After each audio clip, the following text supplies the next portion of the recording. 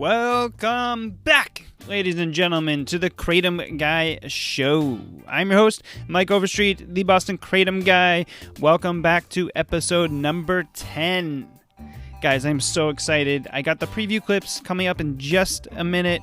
I got Nick White on the show, scientist, genetic engineer, molecular biologist, owner of Flux Odyssey. If you guys are into supplements or nootropics, this was such a cool interview.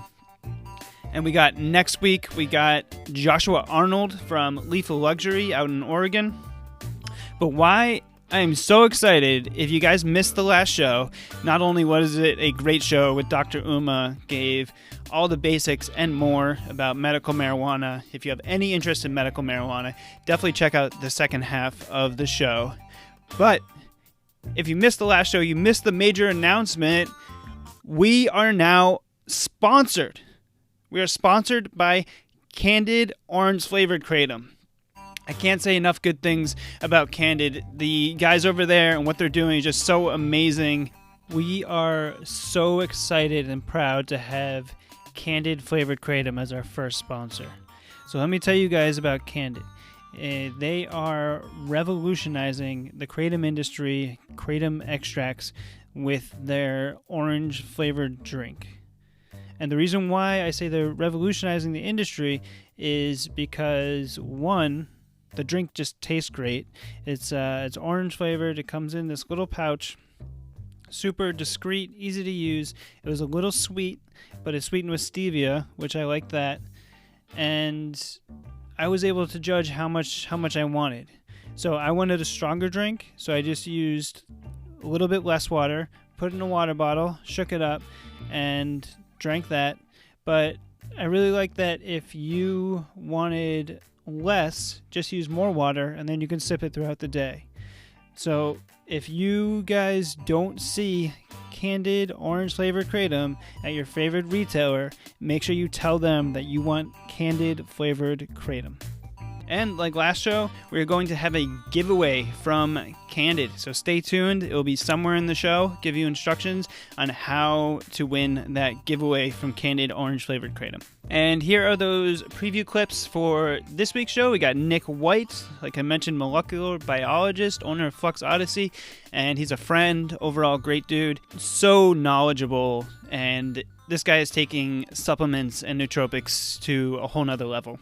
Because I found out about synthetic biology, and I was like, man, the past 100 years was the years of the internet and of computers, and I think the next 100 is going to be the years of biology and DNA. Like, we're really getting into being able to engineer our biology. I think that's amazing. Like, I think that a lot of the cancers and genetic disorders that affect people and kill people today are going to be like footnotes in the medical books of the future.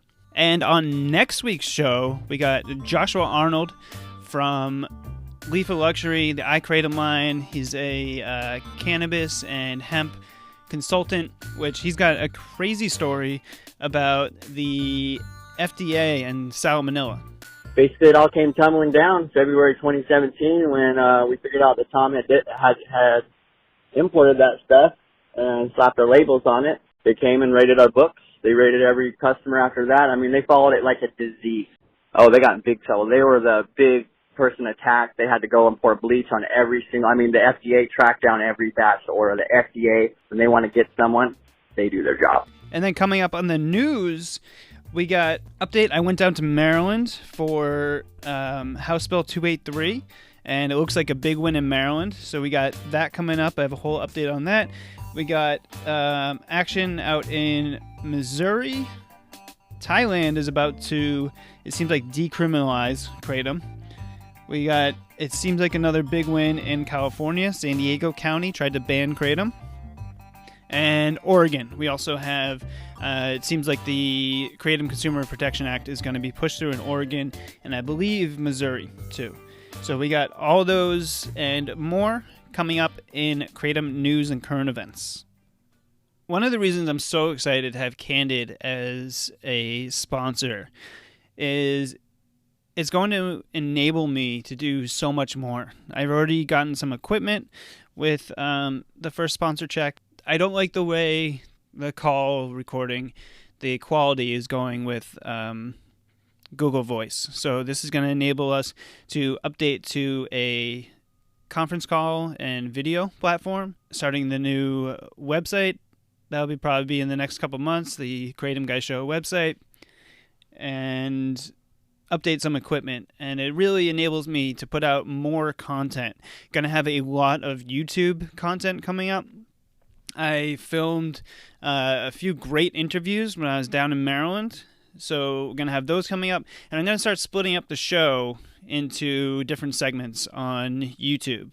And ultimately, it's getting a source of income to put up this content when I thought the content was going to be a avenue to my income. It really makes me re-examine what I'm doing as far as a business model.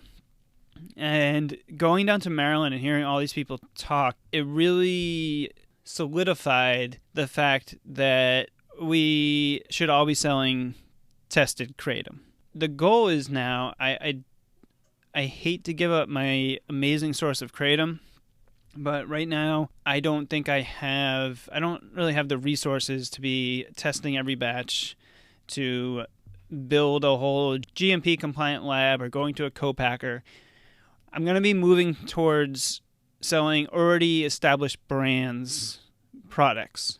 So I think that's what the move is going to be for, and I've already been in talks with a few companies that I really like, and I think we're going to be able to move forward selling their products. And it's Kratom soap, so with mitragynine extract, made with all natural ingredients. They got soaps, lotions, topicals, salves.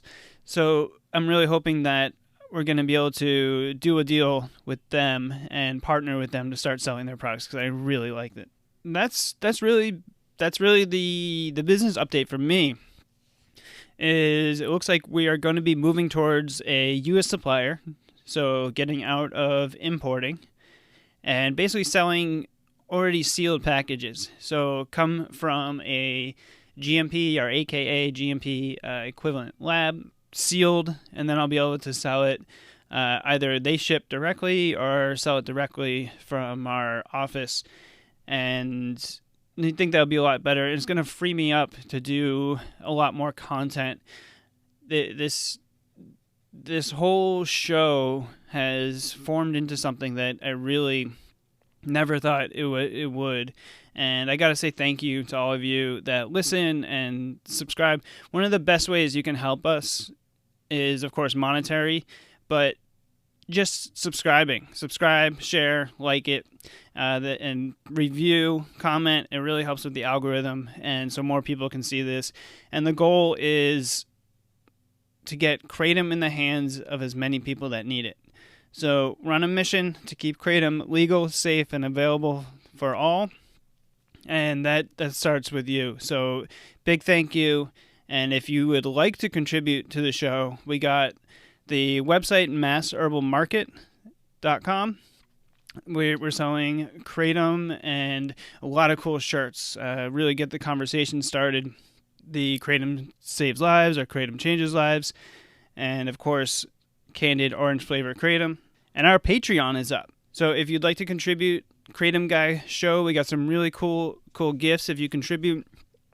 I've been concentrating on getting this show up for the past week. Since I got back from Maryland, I had to play a little catch up with my business. So the Patreon just started, and it's going to be a great way to contribute to the show. We're also getting a new look from our designer, Amanda Prather.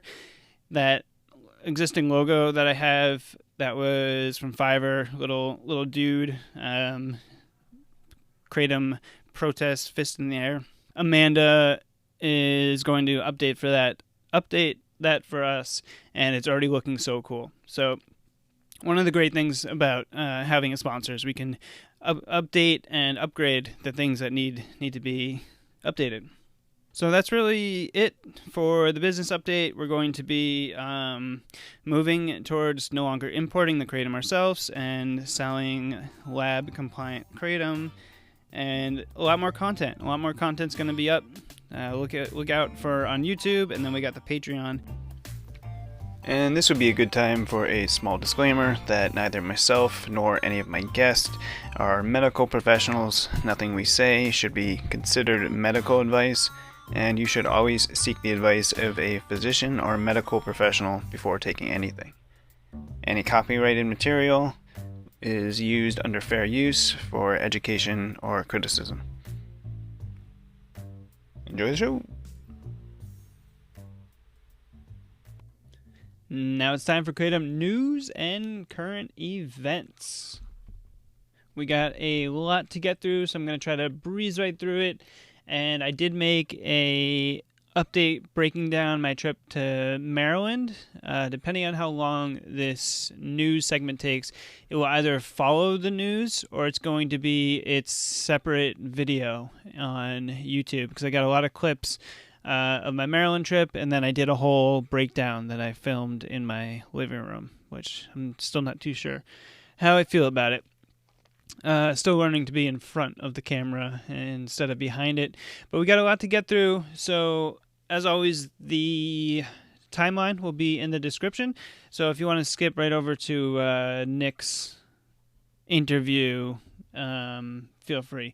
But I hope you stick around and listen to the Kratom news and current events. We got this first update from the AKA. Maryland House and Senate Judiciary Committees strike Kratom ban. Replace the Kratom Consumer Protection Act provision with age restriction on Kratom for under 21. The threat of a ban on Kratom in Maryland was eliminated when a bevy of pro-Kratom consumers made the case that Kratom was safe when used responsibly. It was helping many consumers to avoid highly addictive and potentially deadly opioids, and was saving lives of many who suffered from health conditions and pain management. In the end, both Senators Young's Kratom ban SB 147 and Delegate Kerr's Kratom ban HB 0283 were both officially struck, meaning the Kratom ban bills were removed, and both bills were replaced with an important part of the Kratom Consumer Protection Act, providing an under 21 age restriction on the purchase of Kratom. Key legislators expressed an interest in working on provisions of the Kratom Consumer Protection Act to protect consumers from adulterated products. So it goes on and it gives the link to the Judiciary Committee meeting, kind of reiterates the same thing involving the House bill. And we got Oregon Kratom Consumer Protection Act, HB 4013, hearing on Monday, February 3rd. It shows strong support for the KCPA. Kratom advocates from Oregon Economic Development Committee to be receptive to implementing the Oregon Kratom Consumer Protection Act. AKA's Representative Laura Romney, member of the AKA National Kratom Consumer Advisory Council, reported that the committee members were very interested in hearing how consumers can have access to pure, unadulterated Kratom. It was very clear that these legislators were not going to be intimidated by the FDA and their anti-Kratom disinformation campaign. Once again, the Kratom advocates won the day with powerful testimonies on how Kratom has a positive impact on their personal lives. And the last update on this page is Missouri KCPA bill runs into fierce FDA opposition. So just when we thought everything was going really well, we got the FDA is going on the attack in Missouri. Both the AKA's lobbyists held their ground in a contested hearing on February 4th, and the Kratom Consumer Protection Act was approved by the Legislative Oversight Rules Committee on a 6-4 vote. Representative Phil Cristofanelli's KCPA Act will now move to further consideration by the Missouri House, and additional information will be provided to the Kratom advocates when the next hearing is scheduled. I think all of this really comes down to, and I saw it happen in Maryland, is just to show up. If you see something happening in your area, show up. For the most part, these representatives and delegates, senators, state reps, they have no idea what Kratom is. So we just go there, educate them on Kratom. How does it help you? It's like Chris Redding said, that it's our battle to win. We just have to step on the battlefield and actually commit to doing it. So if you have something, see something in your area, go, show up, try to get other people to come. At the very least, write emails, do phone calls. So this next article is from the Maryland Reporter. I'm going to get into that in just a second, but I did run into so many great people. I had such great conversations with people down in Maryland when I went down for the bill. And it does look like they're just going to replace it with the KCPA, or at least for just people above 21. But one of those great people that I got to speak with was Lisa Lowe, who her son dealt with opiate addiction, and she's from the Face Addiction MD and the Heroin Action Coalition. I'm an advocate for opioid use disorder and alternative treatments, treatment modalities. My son suffered opioid use disorder for a number of years and tried various types of treatment. And, so I Face Addiction Maryland, we believe in science-based research that supports the consumer. And if you talk to a lot of consumers about what they're doing, there's a lot of consumers using Kratom. The American Kratom Association told us that there were about 180,000 Marylanders using Kratom, and a third of them use it for opioid replacement. That's 60,000 Marylanders. Science tells us that Kratom is a great harm reduction strategy for opioids, replaces opioids, and so to ban that, what consumers know works and what science knows works, to ban it was just couldn't happen. A few outs, and So I find it really interesting that you're actually able to do work. Are you doing any work with medical marijuana, or is it just Kratom? Or? Oh no. We've had we have tried the.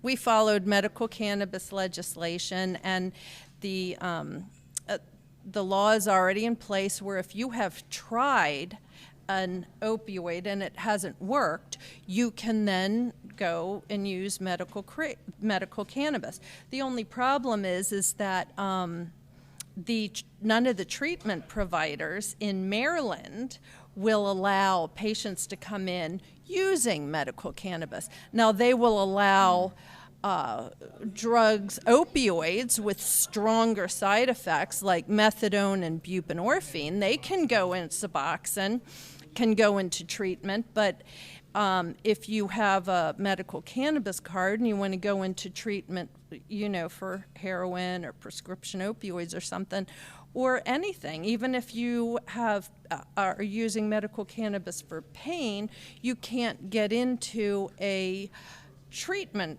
program or recovery residence or anything like that. So we have, our organization got bill sponsors 4 years running to add opioid use disorder to conditions treatable with medical cannabis, because right now the way the law exists is each person who's a medical cannabis patient would have to go advocate for themselves. They'd have to go tell the treatment provider, this is the law.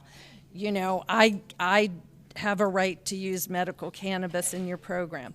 Well, that's not gonna happen. So you add opioid use disorder to conditions treatable with medical cannabis. The research does exist, and then you put a blanket statement out there to all the treatment providers. Hey, this can be used for this.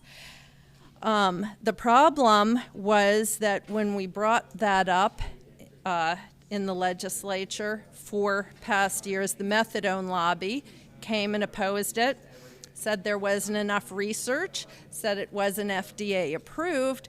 Of course, it'll kratom, medical cannabis, ibogaine will never be FDA approved because it's a plant and it costs billions of dollars a year for about 10 years to get something through FDA approval. Well, no one has that kind of money except the pharmaceutical industry. So, it's kind of like a catch-22. So the only solutions that we're ever going to have for opioid use disorder are the ones created by the pharmaceutical industry. They kind of got us into this problem,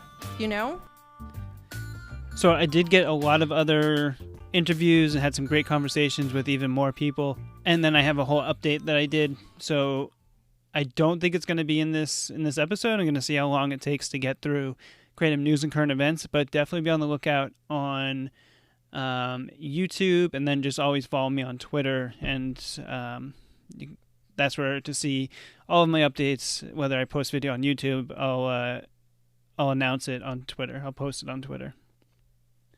And the whole update I did from my living room goes into my day, getting down there the day before and that the day of.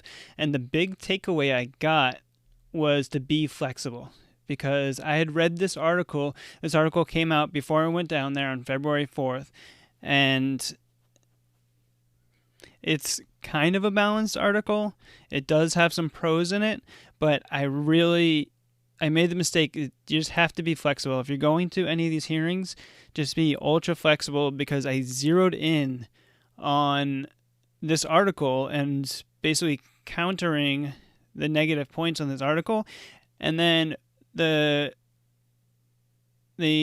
guy who runs a sober house or a rehab facility, who is for this bill, for putting it on Schedule 1, he didn't even show up. And then Kerr, the main delegate, said, yeah, we looked into it. It looks like it's really when kratom, and correctly so, when kratom is mixed with other drugs or substances, that's where the real danger is. So we're going to essentially strike the bill and do it people for only 21 and over. So I honestly wish that I was not in the first group that went, so I could kind of hear what other people were saying and adjust. But I was so nervous anyways. It's nerve-wracking. And now I know what to do and what not to do next time. So let's get into this article from the Maryland Reporter. So I'm not going to get into the full article. I just want to do some of the highlights, and of course, like always, the link will be down in the show notes.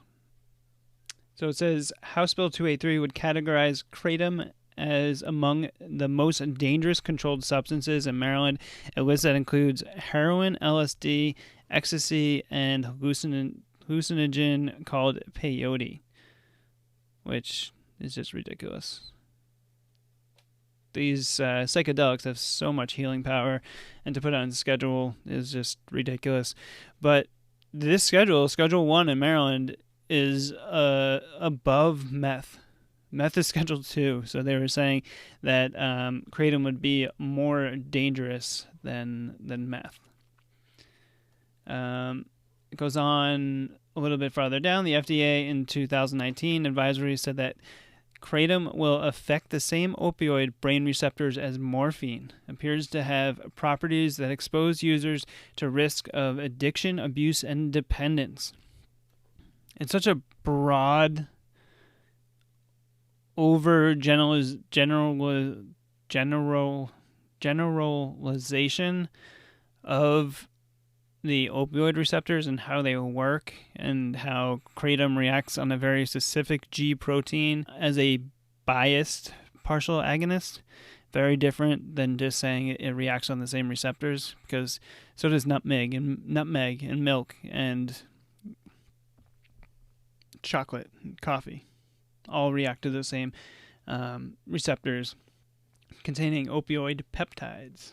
So the article does have some positives. They try to keep it balanced, saying how advocates told state lawmakers that it's safe, effective for treating pain, and not addictive unless it's mixed with another drug or processed improperly.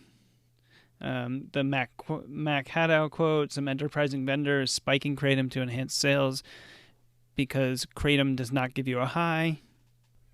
It goes on to mention the states that have passed the Kratom Consumer Protection Act, the states that it's banned in, as well as the CDC report that says the 91 deaths, but it does say, unlike other publications, that of those 91 deaths, the vast majority were proven to be other drugs in the system. And it does have a few quotes from Kratom consumers, but this one is just a piece of propaganda really reiterating the opioid-like effects from Kratom is just stupid.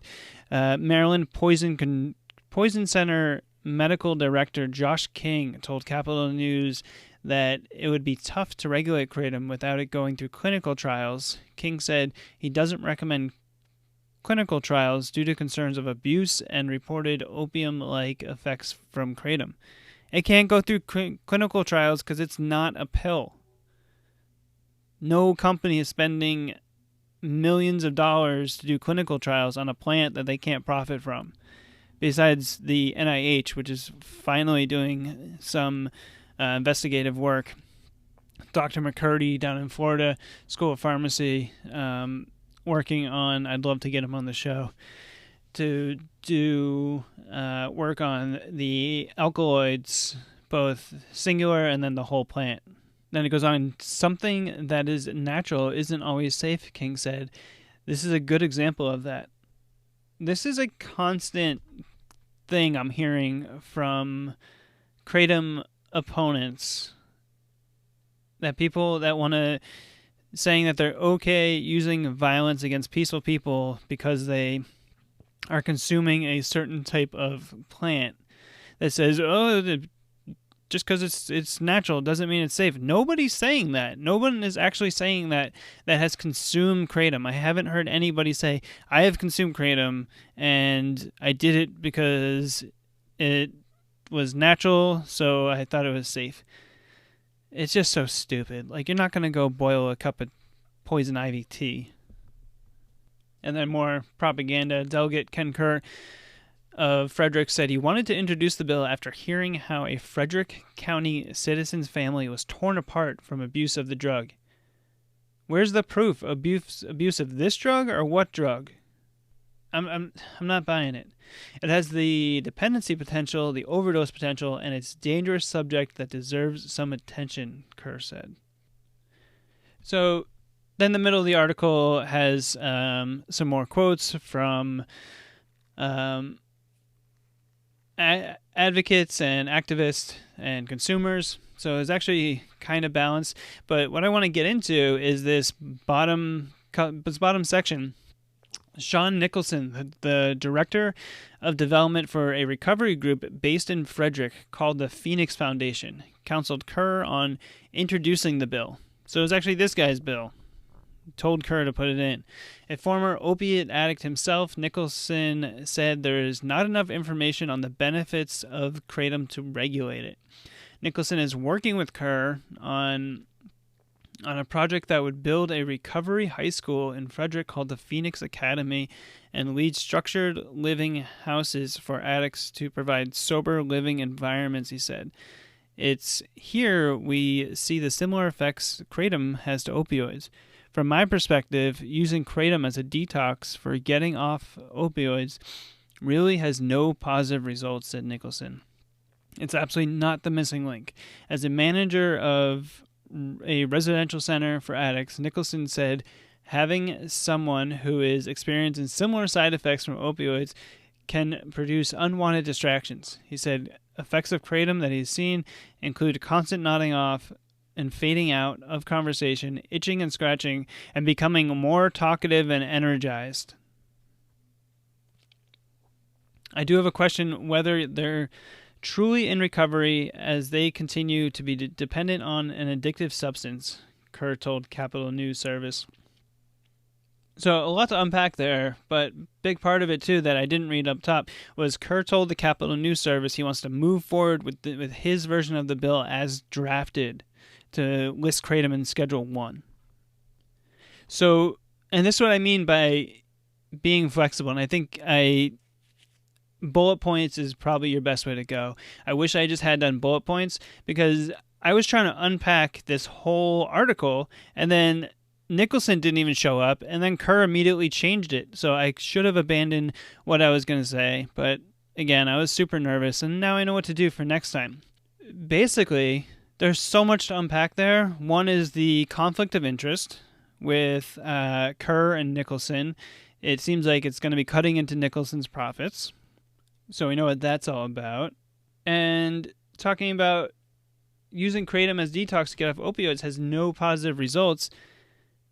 Look at the millions of people, or at least hundreds of thousands of people that have answered surveys that are speaking up, that are even in kratom groups that are saying, yes, kratom does have a positive impact on my life. I am one of those people. Me, myself, personally, I am one of those people. Kratom has helped me so much, and getting off of Suboxone and buprenorphine, blocking those receptors that help to control happiness is just the wrong thing to do, in my opinion. And then you want to talk about being dependent on an addictive substance. What is methadone and Suboxone? That's the gold standard. That's the supposed gold standard of opioid and opiate dependency, or opiate dependency disorder, or opiate use disorder. Let's see. Yeah, opiate use disorder.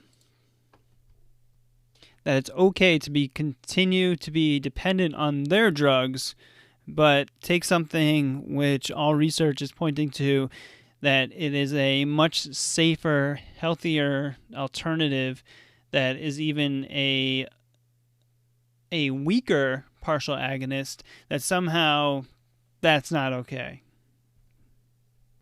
But to be continue to be dependent on drugs and high-level opiates or opioids is the way to go. It's very hyperbolic and hypocritical. So like I said, I have a full video and lots of footage I got from Maryland itself.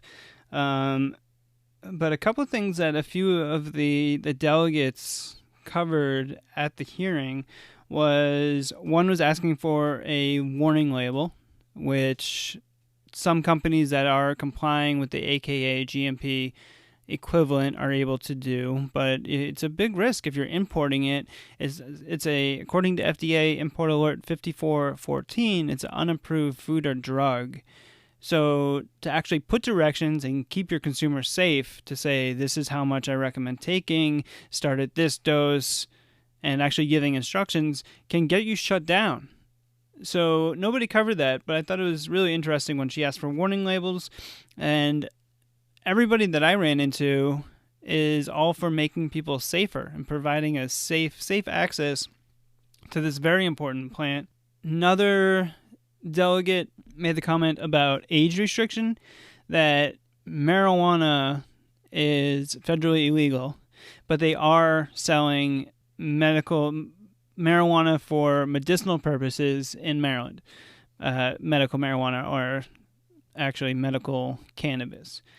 And that there is some type of framework around that. So he was saying he'd like to see more framework, which hopefully will be the Kratom Consumer Protection Act. And something super interesting was one of the delegates said this. I have a question for the gentleman who saw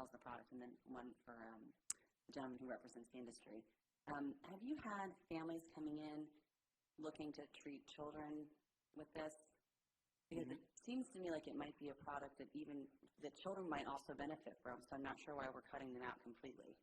Not at all. As a matter of fact, most of my customers are over 30 years old. Interesting. Okay, so no one's coming in. Because I know the time you get aches and pains when you get a little older. Okay. That's the customer base. Okay, that's and opiate addicts who are trying to get clean. Users. Okay. A lot of heroin users. So then, to the gentleman who represents the industry, is there a reason why you haven't been seeking some kind of more medicinal marijuana type structure where people under 18, if they have chronic pain problems, might have access to this? We represent consumers, not the industry. Oh, gotcha. That's okay. Yeah.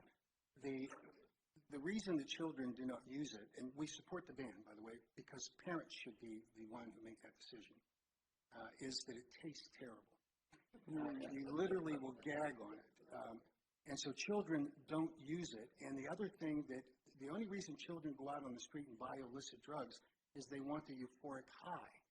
Kratom doesn't deliver that. Right. And so children, it's not a problem. Now, if a parent makes a decision that they want to treat their child for whatever reason, they have that choice to do it. But we just think that the parent should make that decision because otherwise it's just an open market.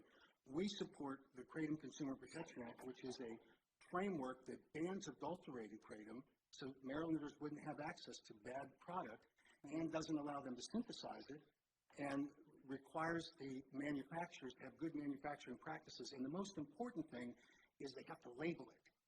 And so when you buy a Kratom product today, if you went in and bought it, you aren't going to see much labeling on it.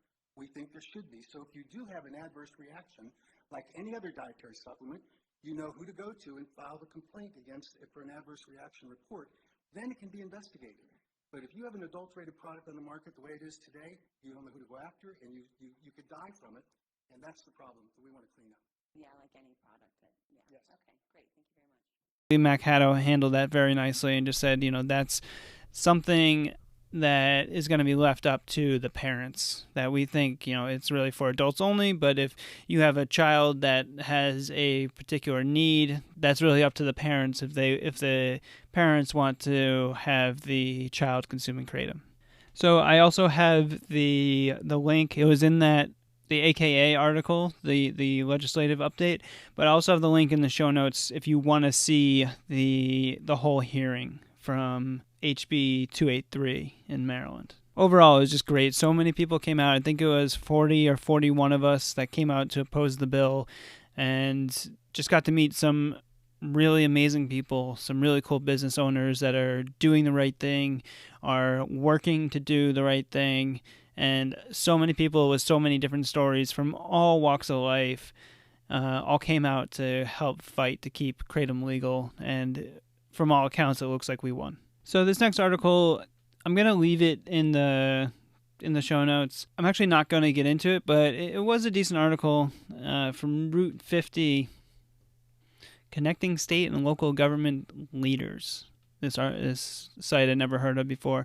But they basically talk about Maryland, both Maryland and Oregon, about moving forward with the Kratom Consumer Protection Act after there was so much hype to ban the product, and then activists came out. But it was overall a pretty positive article.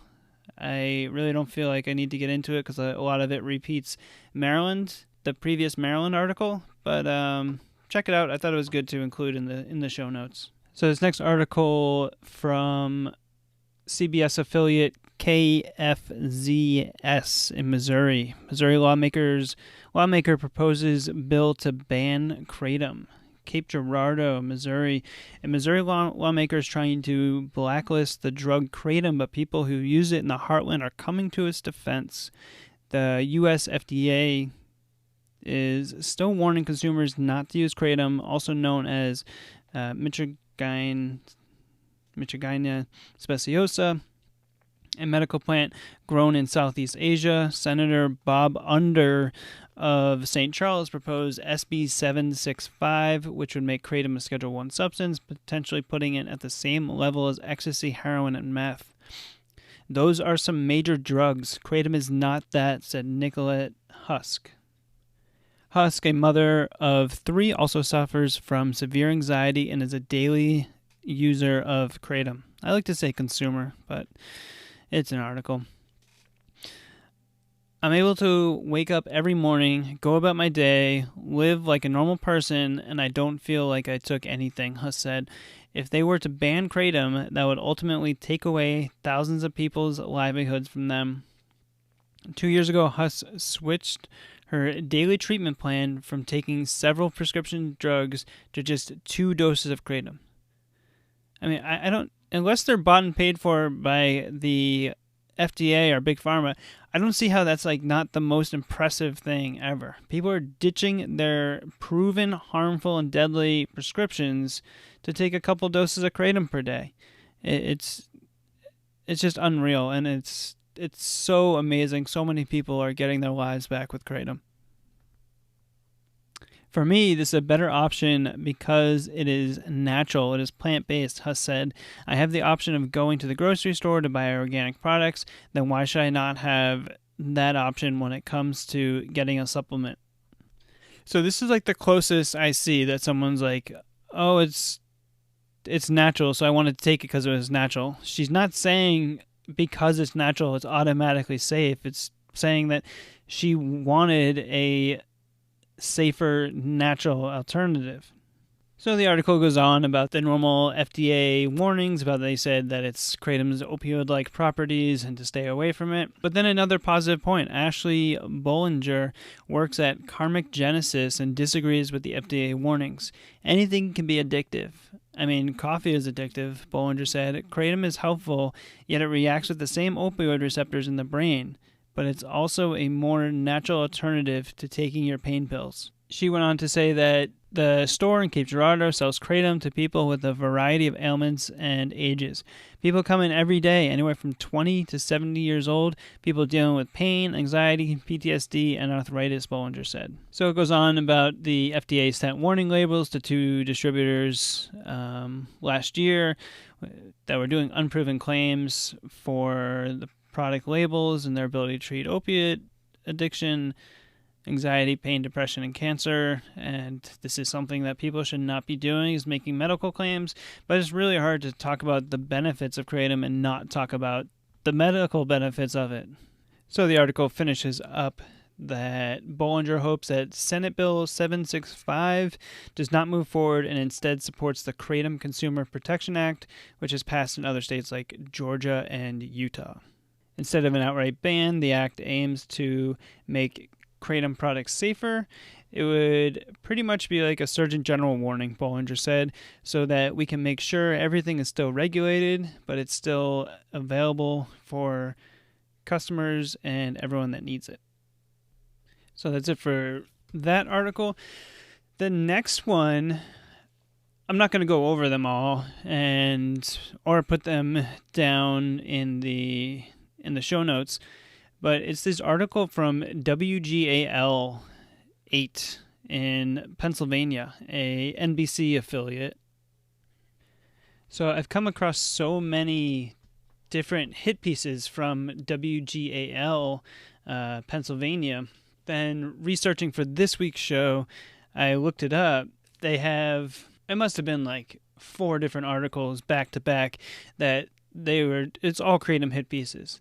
And then it says, in this article, we're focusing on Kratom supporters who say the supplement has been misrepresented by federal agencies and research identifying the plant's benefits has been ignored. The Kratom Association, the American Kratom Association, is a Virginia-based nonprofit organization that was established in 2014. The association mission states its mission as on behalf of the growing number of Kratom consumers, including doctors, lawyers, teachers, and law enforcement officers. The American Kratom Association, as a Virginia registered nonprofit, works to help protect their ability to use Kratom for the purposes of improved health and well-being. That paragraph is in quotes. And it's and then they have the association compiled a Kratom fact sheet, which says in part, and then it just has 7 bullet points. The herb, and it's the AKA off their fact sheet. The herb has been safely used for centuries in Southeast Asia. Natural kratom has many health benefits, including as a energy, mood booster, and pain reliever. The plant can be mildly addictive, similar to caffeine addiction. Organization estimates the number of kratom consumers, or it says users, but I would say consumers, in the United States at 5 million, which the estimates are anywhere from 5 to 15 million at this point, the last I heard. The difference between natural kratom products there is a difference between natural kratom products and adulterated ones. The association says that in the mid-1990s, some head shops and smoke shops enhanced sales of kratom by mixing it with illegal drugs that were harmful. The association makes the case that these adulterated products have been targeted by the DEA, but the agency did not distinguish them from natural kratom products. So, they're actually showing some decent stuff from the community. But what they did on the bottom, they included this video. Let me stop that. They included this video from their reporter Susan Shapiro, and if you follow the link, I just asked her on Twitter if she was going to correct her guest, because her guest said this. There are no FDA-approved uses for kratom. The agency says it has properties that expose users to the risks of addiction, abuse, and dependence. In actuality, this is something really dangerous. LG Health emergency physician Mike Rehart says at low doses, kratom acts like a stimulant, but at high doses, it becomes an opioid, like heroin or morphine. All the complications of opiates are related to kratom, which can include respiratory depression and death. As a matter of fact, kratom's potency of opiate effect is about 13 times that of morphine. The Drug Enforcement Agency in 2016 considered making this a controlled substance to avoid imminent hazard to public safety. And if you listen to the wording carefully, it goes from being an opioid, which the only reason why they call it an opioid is because on a unknown, we don't know too much about it, computer model that the FDA came up with that says, okay, this hits on the opioid receptors, so now it's an opioid. So, but in this guy's talk, what he's completely against kratom, that it goes from an opioid to an opiate, not only similar to morphine and heroin, but 13 times more powerful, and it suppresses the breathing.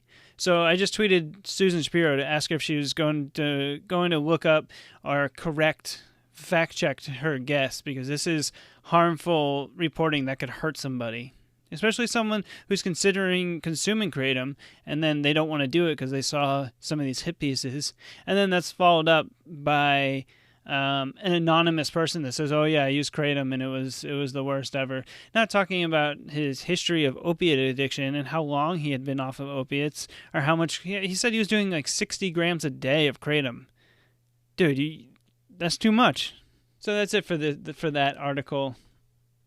So this out of Thailand. From Bangkok Post, a House committee is pushing for control measures to be relaxed enough to allow the possession of no more than 20 leaves of kratom for personal consumption. The article goes on, and I'm not going to be able to pronounce his name, Theptai Senpong, Democrat Party MP for Nakhon Sai Thammarat. I tried. Who chairs the committee assigned to solve problems related to marijuana, hemp, and kratom, said the committee will ask National Police Chief Poljen Chakthipchayanda to provide more information on the matter. So we were hoping for more out of Thailand. That we really wanted to see Thailand become a large exporter, so we could start importing from Thailand as well, especially that Indonesia, their ban is still on course for the 5 years. I think it's 4 now. So the article just talks about all the different agencies that will be weighing in on this from Thailand. And they also said pharmacist representatives of the National Farmers Council and the Food and Drug Administration, the FDA, will also be asked for opinions, he added. So we already know how the FDA feels about kratom, so we'll see where that goes. But it looks like it's just going to be decriminalized and not fully legalized as of now. So I'll keep you guys posted with that out of Thailand. So this out of the Psychiatric Times, Kratom may have less abuse potential than opioids. That's what we've been saying this whole time. It's actually really good they put up this article because it's very positive. And when you actually look at the study, the link will be in the show notes to the article, and there will be the link for the study. The study seems like it more focuses on this new herb, this new drug that has abuse potential. But instead, they actually got the research out of it that people were self-reporting it works for them for pain, for things like pain, anxiety, and depression. The herbal supplement Kratom may be less addictive and more effective for for the management of pain than opioids, according to a new research from Johns Hopkins University School of Medicine in a cross-sectional self-report survey of 2,798 patients. Kratom was generally found to be highly effective, with 91% people taking it for pain, 67% for anxiety, and 65% for depression.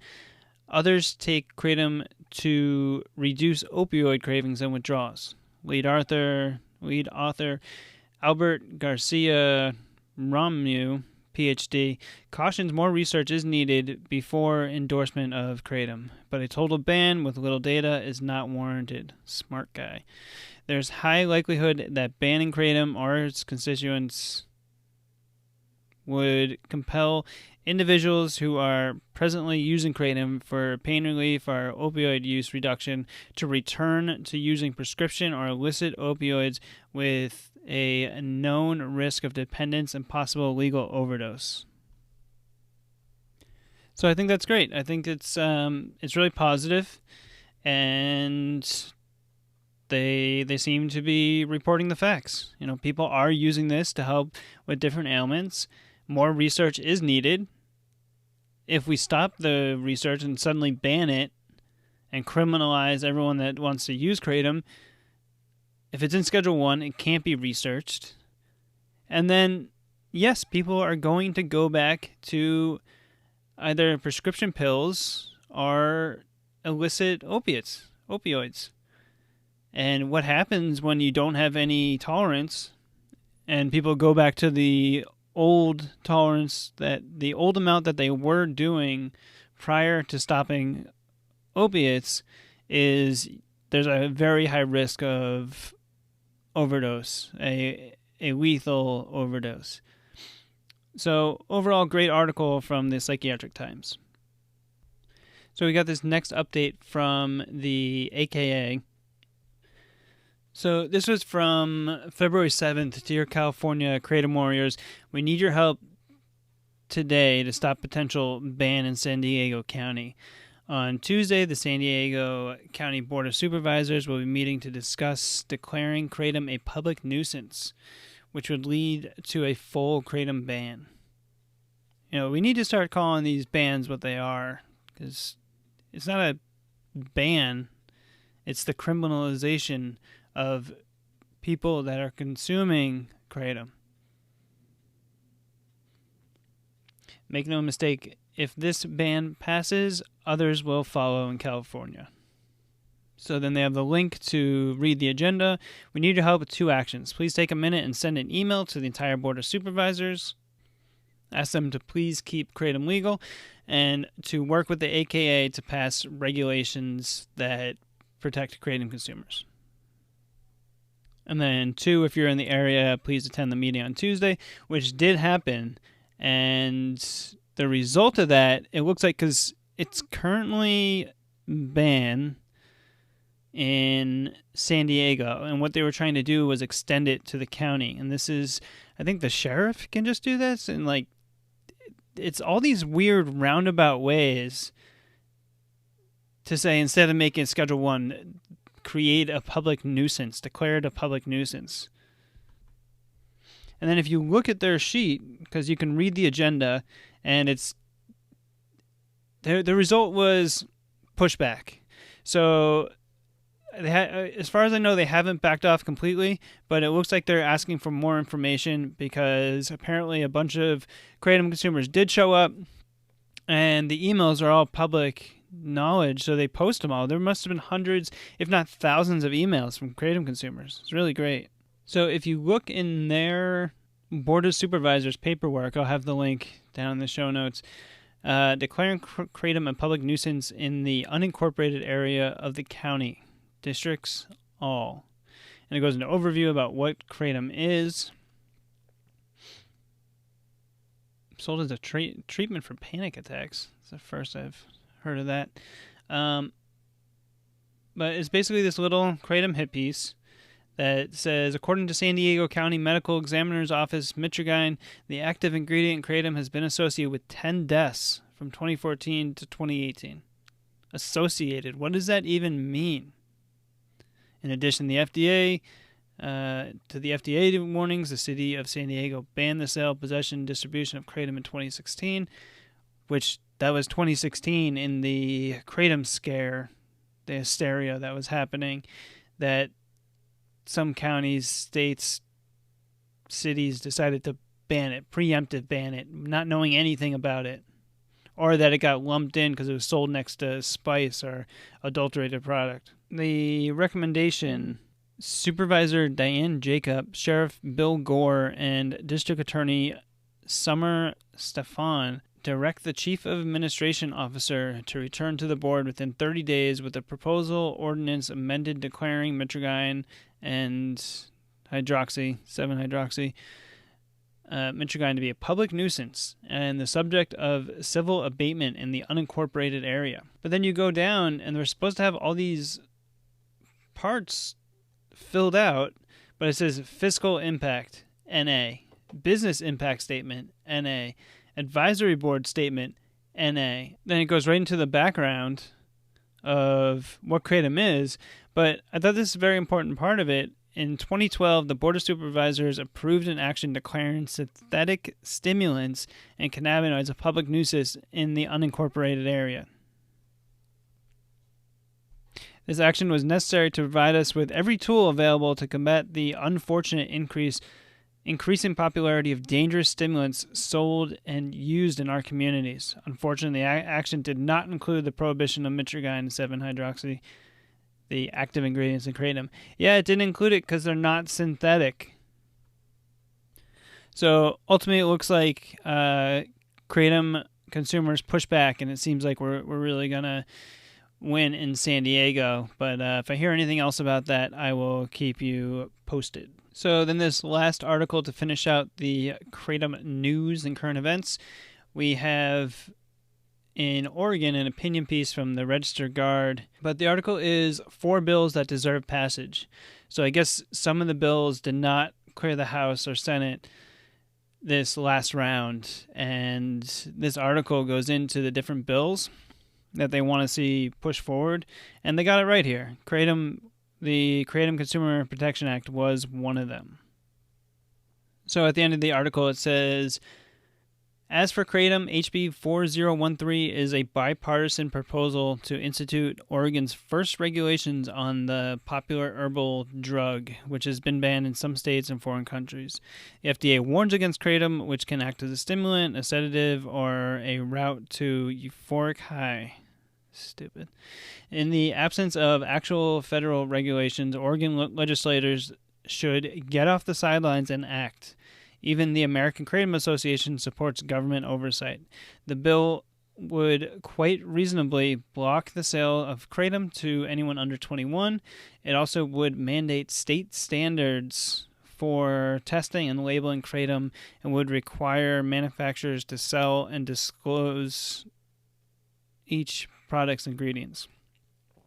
There proposed civil penalties for breaking the state rules, $500 first time, $1,000 for each additional offense. Seem light, but the bill also establishes unlawful distribution of Kratom as a Class C misdemeanor with potential fines and jail time. And that's not something that people really talk about. You know, yeah, that's great, the Kratom Consumer Protection Act. We're going to make sure nobody under 21, and that it's only Kratom, and it's only Kratom and it's legal in its natural form, so the alkaloids don't exceed a certain level. But we're talking about criminalizing people who want to use this herb. I mean, it's fucking crazy to me. So that about does it for Kratom news and current events for this episode. We will do our giveaway now. We got a giveaway from Candid Kratom, Candid Orange Flavor Kratom, and we had the last one Chris Redding got. For this week, we're going to give it out to my email list. So if you go to massherbalmarket.com, and sign up for the email list, we'll pick 2 people from the email list. They will each get a 5-pack of Candid Orange Flavored Kratom. And again, big thank you to Candid for the sponsorship and these giveaways. It's meant the world to us, and we would really appreciate it here at the show if you would try Candid, because I can't say enough good things about the company and the reps over there. So I got the interview with Nick coming up soon. I had moved the microphone before, so when I put it back in, it was rubbing. I didn't really notice it, and I didn't feel like breaking up the interview, stopping the whole interview to oil this thing. So you will hear a little squeak throughout the show. I tried to get him out the most I could, but really appreciate you guys bearing with us, and we're always trying to improve. So without further ado, the interview with Nick White. This week on the show, very special guest and friend, Nicholas White. He's founder of Flux Odyssey. Nick has a BS in chemistry and a minor in neuroscience. At 18, he was diagnosed with ADD and a form of bipolar disorder. And he was told he would never graduate college without the medication like Ritalin and Lithium. Nick discovered how to solve his own health complications with supplements, nootropics, and natural products. He now works as a genetic engineer at a biotech company on the cutting edge of science and has 4+ years experience as a molecular biologist. Nick started Flux Odyssey to pass his knowledge on to and create natural products to help people improve their health using science-backed research. Nick, thanks so much for coming on to the show. Thanks for having me, Mike. It's good to be here. It's great to have you. This is my second in-studio guest, so we're sharing a microphone, so hopefully it sounds okay. Mike, are you cold? I'm not cold. Because you got us kind of snuggled in the corner here next to the microphone. We got to keep it tight. We're friendly. We're friendly on the show. So, Nick, let's talk about first. Where can people find you? Let's talk about Flux Odyssey and that company, and we also have a deal going on right now where we're gonna have a promo code. So that link will be in the description. But yeah, let's talk about where they can find you. Sure. So you can find me at flux-odyssey.com. I'm also on Twitter at Nicholas F. White. You can find me there. That's not really part of Flux Odyssey. That's just me shouting into the void that is Twitter. But yeah, I founded Flux Odyssey about a little bit less than a year ago. I've been taking supplements for a long time. I really like them as an alternative to taking pharmaceuticals. And I thought that founding Flux Odyssey would be the best way to pass on what I've learned about taking these things and hopefully put some product on the market that works and is effective and is safe.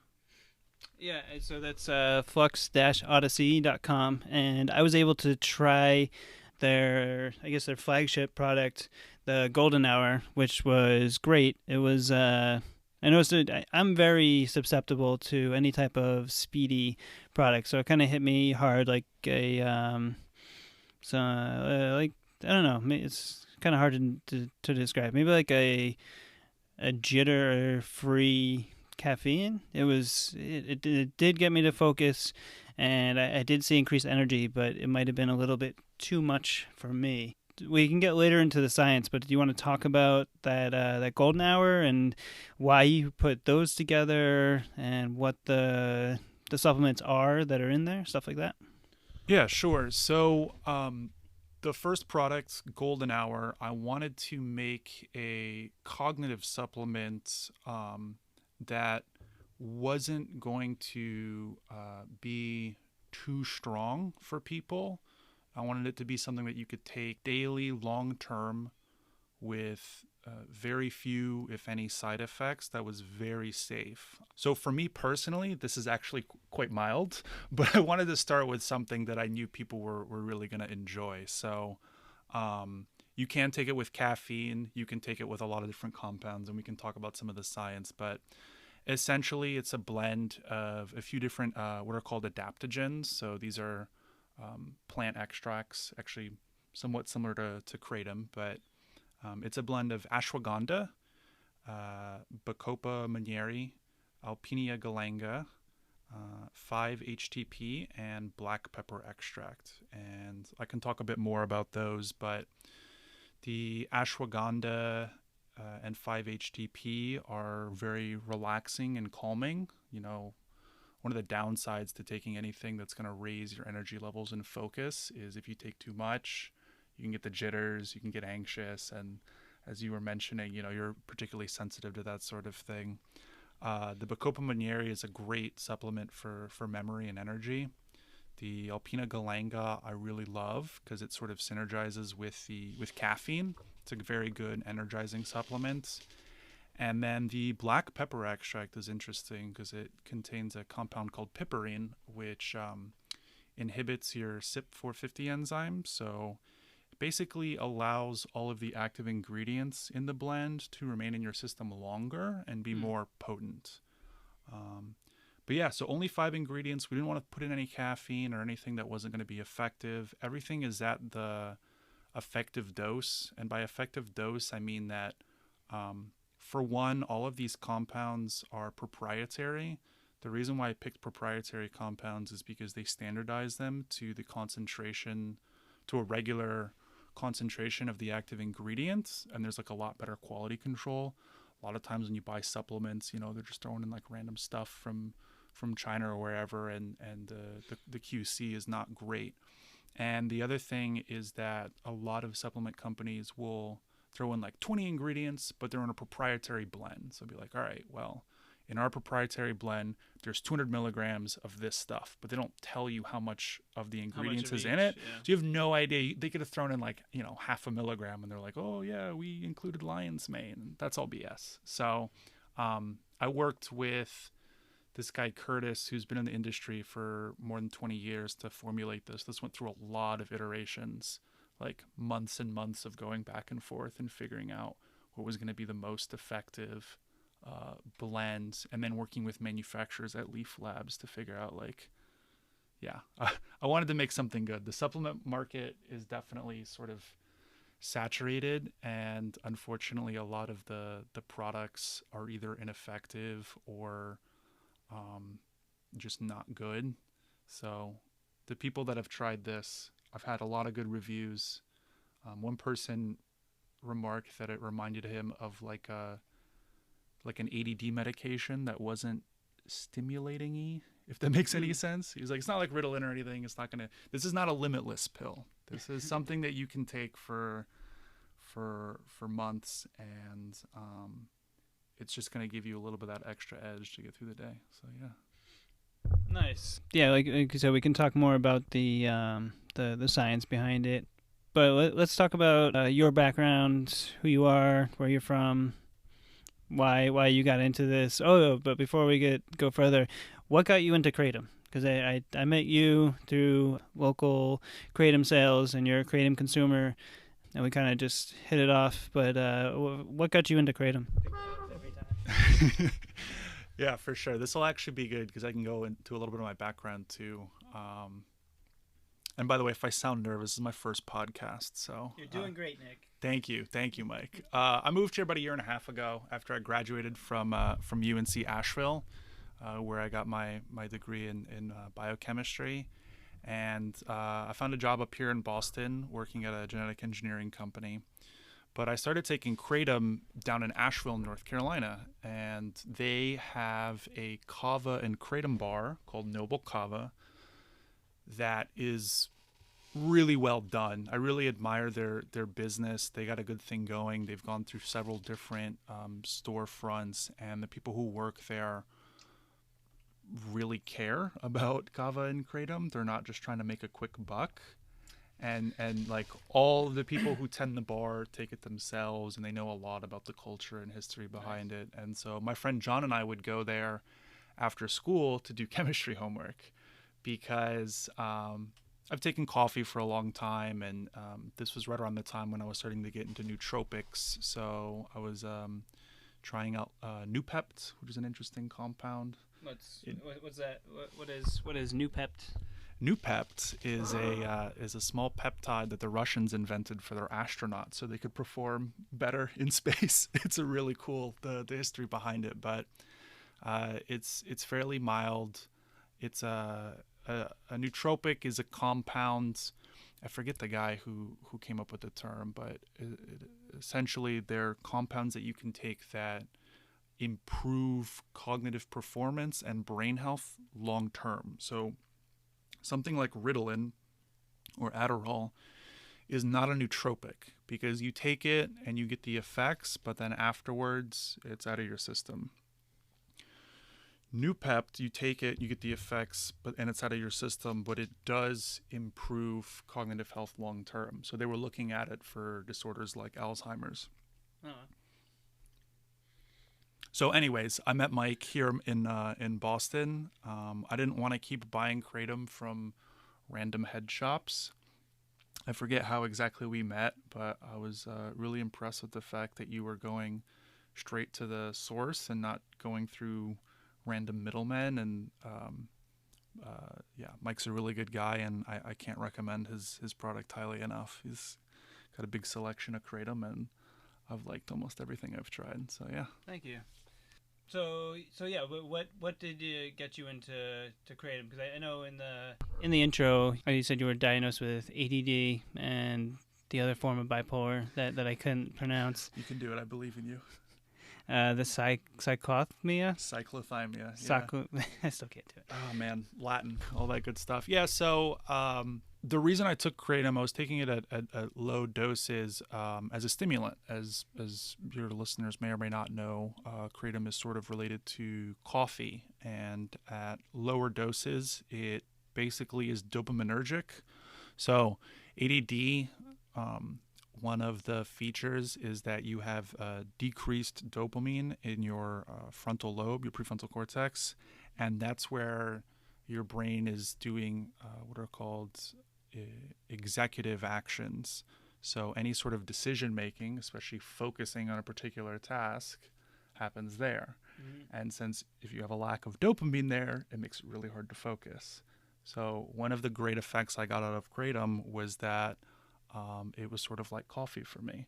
I would go to the Noble Kava, which is the name of the kava bar in Asheville, and take a white vein or a Maeng Da, and suddenly homework that I wasn't interested in or not able to focus on because I was procrastinating so much. I was like, oh, this is a breeze. Of course I can do, synthesis of whatever these compounds are. It was organic chemistry homework, but yeah, so I really, really enjoyed it. I know a lot of people at the bar were taking it for more like analgesic effects. Mm-hmm. Like some people were coming off of opioids, and, God bless them. The opioid crisis is really, a huge problem. And there were people who were regular patrons there who were, Kratom saved their life. Like they were on all this heavy pharmaceutical stuff, and they basically used Kratom to wean off of that. So I used it to come off of buprenorphine, and so many of my customers use it, and I literally have people telling me that Kratom I sold them has saved their life. So it's something that's pretty incredible to be on the other side of it nowadays. So that's why you got into Kratom. Let me say something real quick.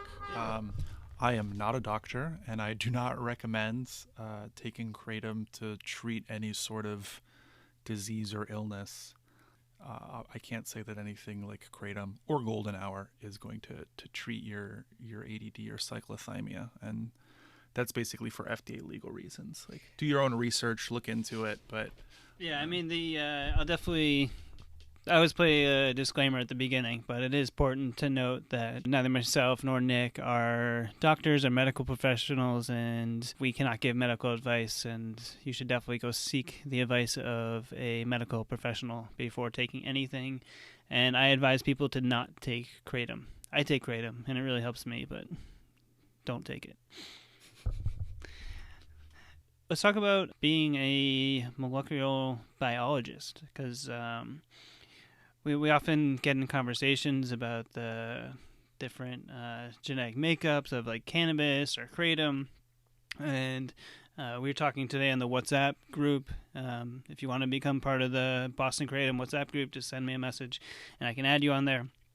But we were talking about potenters today. So kind of like what got you into being a molecular biologist, kind of the work you're doing now at work, and how that, or the work you're doing at Flux Odyssey, and how that kind of plays into all this. Sure. So if you had told me years ago that I would have majored in chemistry, I would have laughed at you, because I always failed like intro to chemistry because I found it very, very boring. But I took organic chemistry and sort of fell in love with it, and then fell in love all over again with biochemistry. And so yeah, I decided I was going to become a scientist or genetic engineer, sort of split that difference. I studied G-alpha-13, which was an oncoprotein, so it's a signaling protein that causes cancer when it's overexpressed, and that got me into science, and I fell in love. Long, late hours in the lab, doing God knows what crazy science. I learned how to run PCRs and do DNA mutagenesis on these proteins to see how tweaking the amino acid sequence was going to affect the signaling and whatnot. And then I started a genetic engineering team for this competition called the iGEM, the International Genetically Engineered Machines Competition, because I found out about synthetic biology, and I was like, man, the past 100 years was the years of the internet and of computers, and I think the next 100 is going to be the years of biology and DNA. Like, we're really getting into being able to engineer our biology, and I think that's amazing. Like, I think that a lot of the cancers and genetic disorders that affect people and kill people today are going to be like footnotes in the medical books of the future. Like, to give an example, my mom's a neurologist, and she treats a lot of different muscular dystrophies. Mm-hmm. So for her entire career, I'd ask her, I'm like, hey mom, how's work going? She's like, all my patients are dying. Like, that, as a neurologist, we have all this knowledge, we can diagnose people, but there's no treatments. And this year she gave one of the gene therapies for spinal muscular atrophy, which is a horrible, horrible disorder that basically you get diagnosed as a kid and then they're dead like 2 years later. Is that MS? Or is that it's similar to MS. So it's a single base pair mutation, I believe, in a gene which affects muscle structure, and if it breaks, then your muscles basically deteriorate until you can't breathe. And so what they were able to do is load a functional version of the protein in the coding DNA sequence for the protein in a loop of DNA called a plasmid. That's sort of like the basic building block of doing any sort of molecular biology work, is getting these little loops and then pushing them into and out of cells. Okay. And they loaded this into what's called an AAV, which is a virus, but of course they take out all the teeth, and so they're only using it as sort of like a DNA syringe. It's not going to make you sick.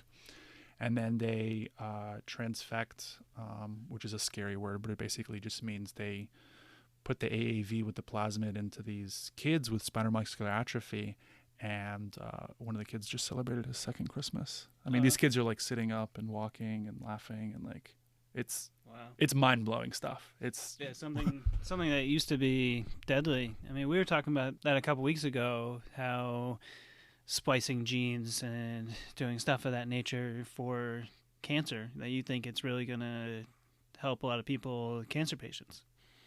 Because the technology is not quite there on doing edits for people, what's called in vivo, like CRISPR-Cas9 is a great system, but editing every single cell in the body of a human being is really, really, really, really, really challenging. So the sort of current technology is what's called CAR-T. Basically, what you can do for people with certain cancers is take out their immune cells and then do the edits in a laboratory where it's safe. And, if you screw up, all you're doing is killing a few cells. And you basically give them the ability to recognize the cancer.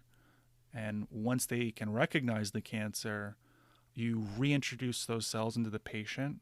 There's no host graft disease or immune response because the patient, it's their own cells. And now these immune cells, they're like bulked up on steroids. They're going out and they're chasing down the cancer and doing their job. And so that has seen a lot of interesting success. And I think going forward, that sort of technique of taking the patient's own cells and then doing edits and then reintroducing them, that's going to become a very, very popular technique. Just to mention this on the side, if anyone who is listening to this knows someone who studies polycythemia vera, it's a blood cancer that it's fairly mild as blood cancers go, but the treatments for it are not particularly effective. I've been looking into potentially working with some people in the industry about doing a CAR-T-like therapy where instead of taking out the immune cells and having them recognize the cancer, polycythemia vera results from a single mutation in the JAK2 gene. And so if you could pull out the hematopoietic stem cells, which is the fancy, complicated way of saying there's like the granddaddy of cells. Okay. It's an undifferentiated stem cell, and all of your blood cells come from this stem cell. And so you don't have to edit every single cell in the body. If you could take out a few of these and then make the edit there and then reintroduce them back into the body, now those cells are fixed, and after a few weeks or so, all of your blood cells would basically, because they're coming from that progenitor cell, they would be normal. Wow. So, but these are ideas, you have on the porch at midnight, and then obviously getting it through basic research and then phase 1 and then phase 2 and then phase 3 clinical. I mean, getting a drug to market is millions of dollars, right? Billion. It's about $1.5 billion to get. Have you heard of Moore's Law? No. So Moore's Law is a law that they did for computer chips where the computing power would double and the cost would halve every set number of years. So it just gets exponentially better. That's why they sent a man to the moon with the computing power of a singing birthday card. And, now our iPhones, you can, look through a satellite at the top of your own head. So, I mean, it's just crazy what we have now. And so there's a Moore's Law for gene reading and writing, and that's why I'm very excited about the industry. Unfortunately, the pharmaceutical industry is following almost a reverse Moore's Law, where it's getting more expensive and it takes longer to bring a drug to market because we've sort of got all of the easy drugs. Like everything that's easy to discover and makes sense has either been patented and on the market for a while, or they exist as supplements. And so now like all of the new therapies are like monoclonal antibodies and like, crazy gene therapies that take forever to test. And so I don't know how to fix that, but it's unfortunate that the system is set up that it takes so long. They were trying to get, I think it was Merck that had a patent for mitragynine for MS, trying to synthesize it, and I guess the patent expired, and no one else is trying to get it. So, You trying to synthesize it? yeah, from what I gather, that's technically complicated from organic chemistry. I think that's why they gave it up. Yeah. Why it expired? Yeah, they were trying to change it into like just like all the other pills, an isolate, and then synthesize the isolate. Is that right? Making it a synthetic? Is that synthesize? Organic chemists are amazing, and the science is very mature, so they can make very complicated molecules. The problem is that every time you do a step in the synthesis, you lose a little bit of yield, and there are certain moves that you can make in organic chemistry that for an enzyme is really easy.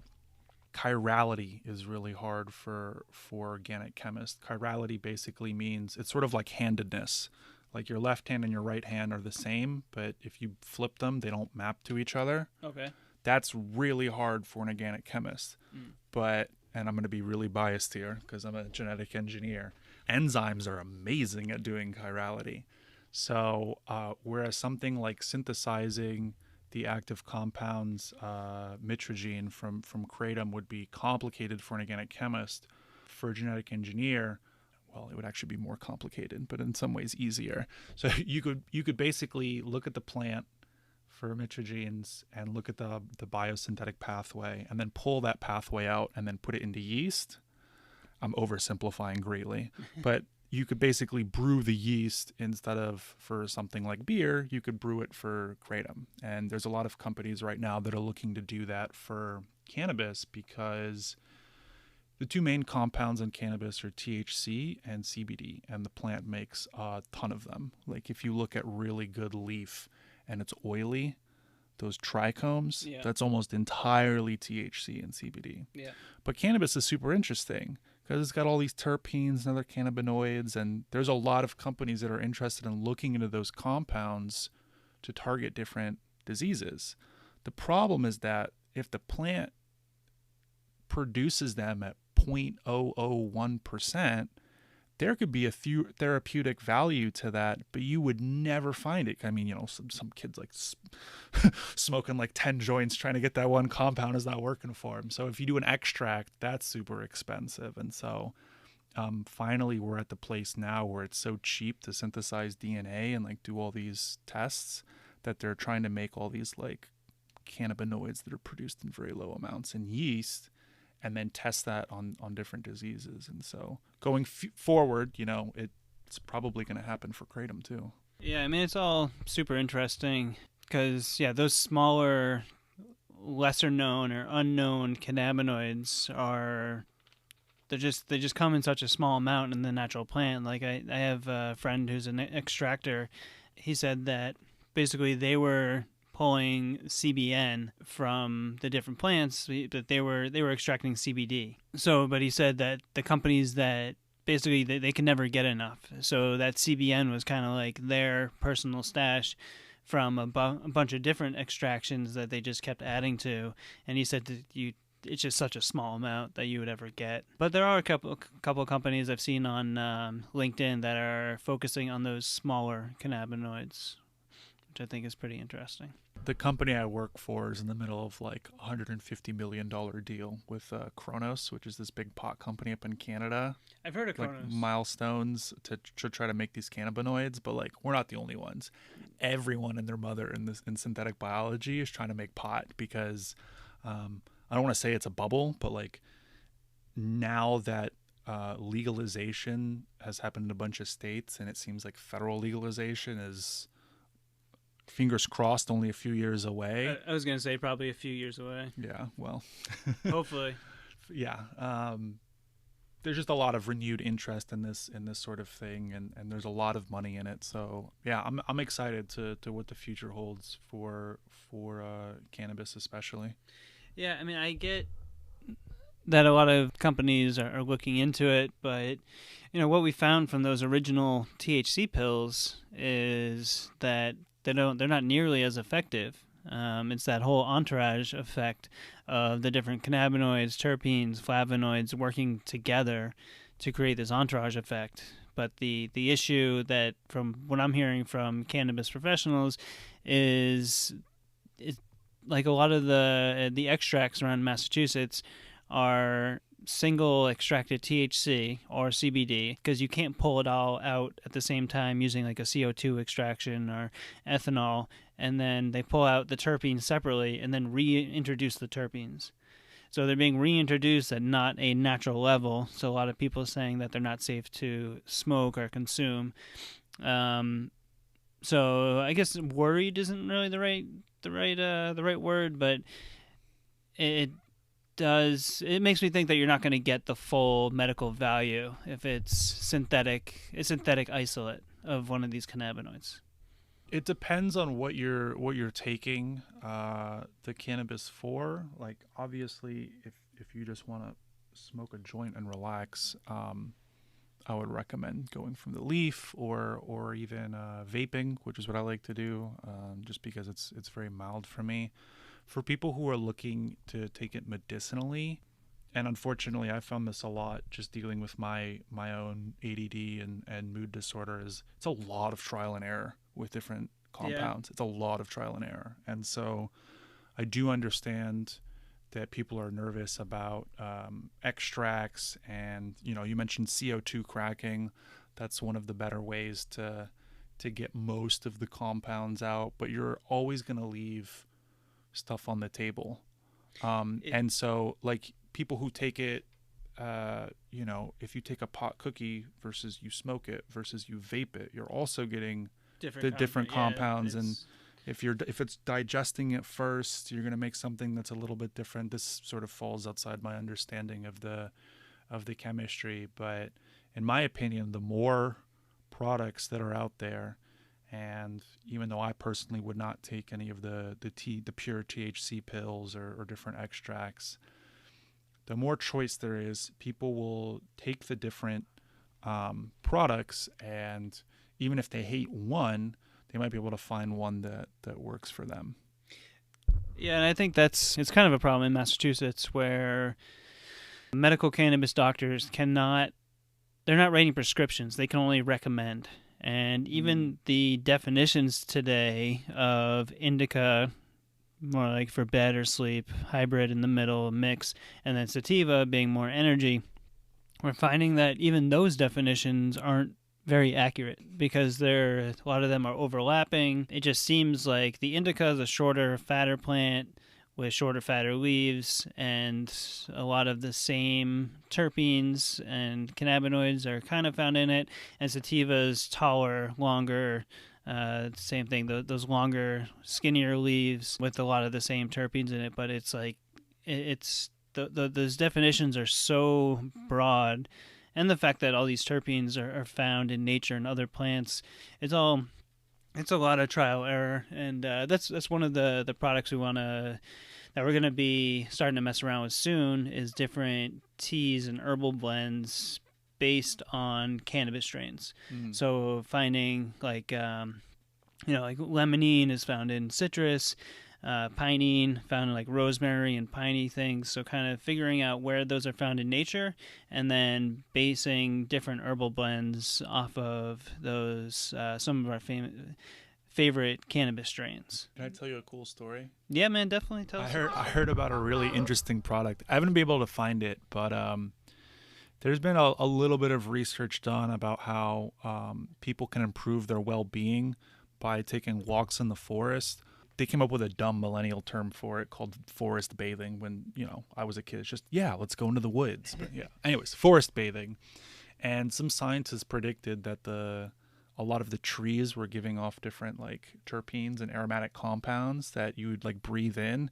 And because we've evolved, from monkeys, and we're so close to trees as an organism, there might be some sort of beneficial effect that we get out of smelling trees. And I was reading about how rosemary, which is found in pinene, which it can increase memory function, and kind of make you more alert. So I'd like smell rosemary at work when they had it out. But yeah, go. I'm Italian, so I love rosemary. Like we used to have these big rosemary bushes out front in the first house I lived in. Anyways, forest bathing. Oh, so some guy made like a scented candle that had some of the aromatic compounds from these trees in it, and was selling it to people as like a I guess it's the same idea behind incense, but like you would light it and it's supposed to improve well-being. I don't know how much science is behind it or if it's real, but I just thought it was a really cool product to be like, yeah, tree candles, why not? Yeah, I mean it makes sense. It's a lot of trial error, like with the cannabis. It's also with the kratom too, because all the different kratom strains, they all contain different alkaloids and flavonoids. I don't know too much about the terpenes. I think there are terpenes in cannabis. I know that alkaloids and flavonoids are in there. So here's my opinion. We're gonna pick that up every time. The shaky. You need some WD-40, man. I was gonna say I need to go get some WD-40. Rub some butter on it. I got some in the other room. Rub some cannabis oil on it. So as a biologist, evolution is just, it's wild what it can do, and I observe it on a daily basis in the lab because I work with bacteria. In my opinion, any plant that human beings have worked with long term goes through the same type of evolutionary processes that, say, dogs went through. And so if you keep crossbreeding, like if you go look back at like the Cannabis Cup from 1970, the weed that won that year looks like absolute crap. It's like brown and gross. It was 10 times worse than the worst weed I've ever smoked in my entire life. And now, like me personally, I used to smoke a lot in high school. I can't even smoke the weed that's out nowadays. It's too strong. It kicks my butt. Well, when I went to the New England Cannabis Convention, there was a speaker that was talking about that. Basically, they're like, what you're taking now is inbred. They showed this whole screen of all the different poodle breeds, and they're like, basically, you have all these strains, and the companies they're now back crossing. They're crossing out of the different blends or different crosses. So yeah, it all seems to be like inbred. Yeah, and they're breeding it very specifically for like basically for THC content, usually THC and CBD content. That's why I'm very positive on a lot of the adaptogens that's in golden hour, because a lot of these are like Ayurvedic medicine, been used in the Indian subcontinent for millennia, like thousands and thousands of years. So obviously, if you're a plant and you're being bred for a specific medicinal purpose, side by side with the humans, they're not going to replant the stuff that doesn't work. They're going to keep crossbreeding the stuff that does.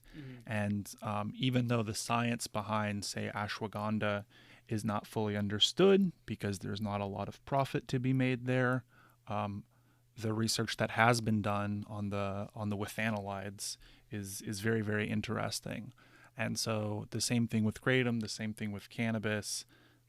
A lot of the reason why these plants work is because they've been bred to work. They've been bred to increase these compounds that, for the plant, it was probably a weird side product of metabolism, or they were using it for something else. A lot of these compounds are like, I don't want to say they're insecticides, but they work very differently for the plant than they do for us. Gotcha. Plants don't get high on their THC. Fucking around. If you're looking at the entourage effect, if you're trying to test, like, whenever you smoke pot, you're not just getting high on the THC. There's like, 20, 40, 100 other compounds in there that we don't even know anything about. So that's why it's very different. If you're a pharmaceutical company and you're testing something like Prozac, that's one compound. Yeah. And that's still 10 years of research, clinical trials, $1 billion just to get it to market. So when you look at something like a plant, that's why no plant extracts are, let me rephrase that. I don't know of any plant extracts that are like regulated pharma stuff, because it's really hard to do things like quality control and say, what is the compound in here that's giving the therapeutic benefit? That's why they made the pure THC pills. Because they were like, all right, we can control this one factor, THC. Let's give it to kids who have seizures and see if it stops the seizures. Yeah. And like, maybe. But yeah, that's like the CBD mouth spray that was recently approved by FDA. Which the what? CBD mouth spray. Mouth spray. I thought you said mouse spray. I was like, they're spraying mice with CBD? Some cat just like, yeah. But yeah, it's still a Schedule 1, but some reason CBD has the medical value, but the whole cannabis plant doesn't. But don't even get me started on that. I was going to say that'll be in a whole nother rant. But let's talk about Golden Hour and Flux Odyssey. Let's get into some of that science with the ingredients, because I know 5-HTP, I used to take that days after I was rolling. It helped. Yeah. From what I understand, help replace the serotonin after taking ecstasy. But yeah, let's talk about the different, because you were also talking about the black pepper extract that could be a potener for, I know a lot of people take it with turmeric to increase the bioavailability. Yeah. Take both of them to kind of make kratom more potent, I've heard. But also, just if you're just taking turmeric or curcumin, the extract from turmeric, to help actually be able to intake that properly. So let's talk about the different ingredients and what makes Golden Hour so good. Yeah, so you mentioned taking 5-HTP. That is a precursor to serotonin, and one of the reasons that people feel bad after taking MDMA, especially if they take too much of it. By the way, I don't condone the use of taking illegal drugs, but if you do it, practice harm reduction and safety. There's a lot of research online. One of the things people this is all about harm reduction. Don't take drugs.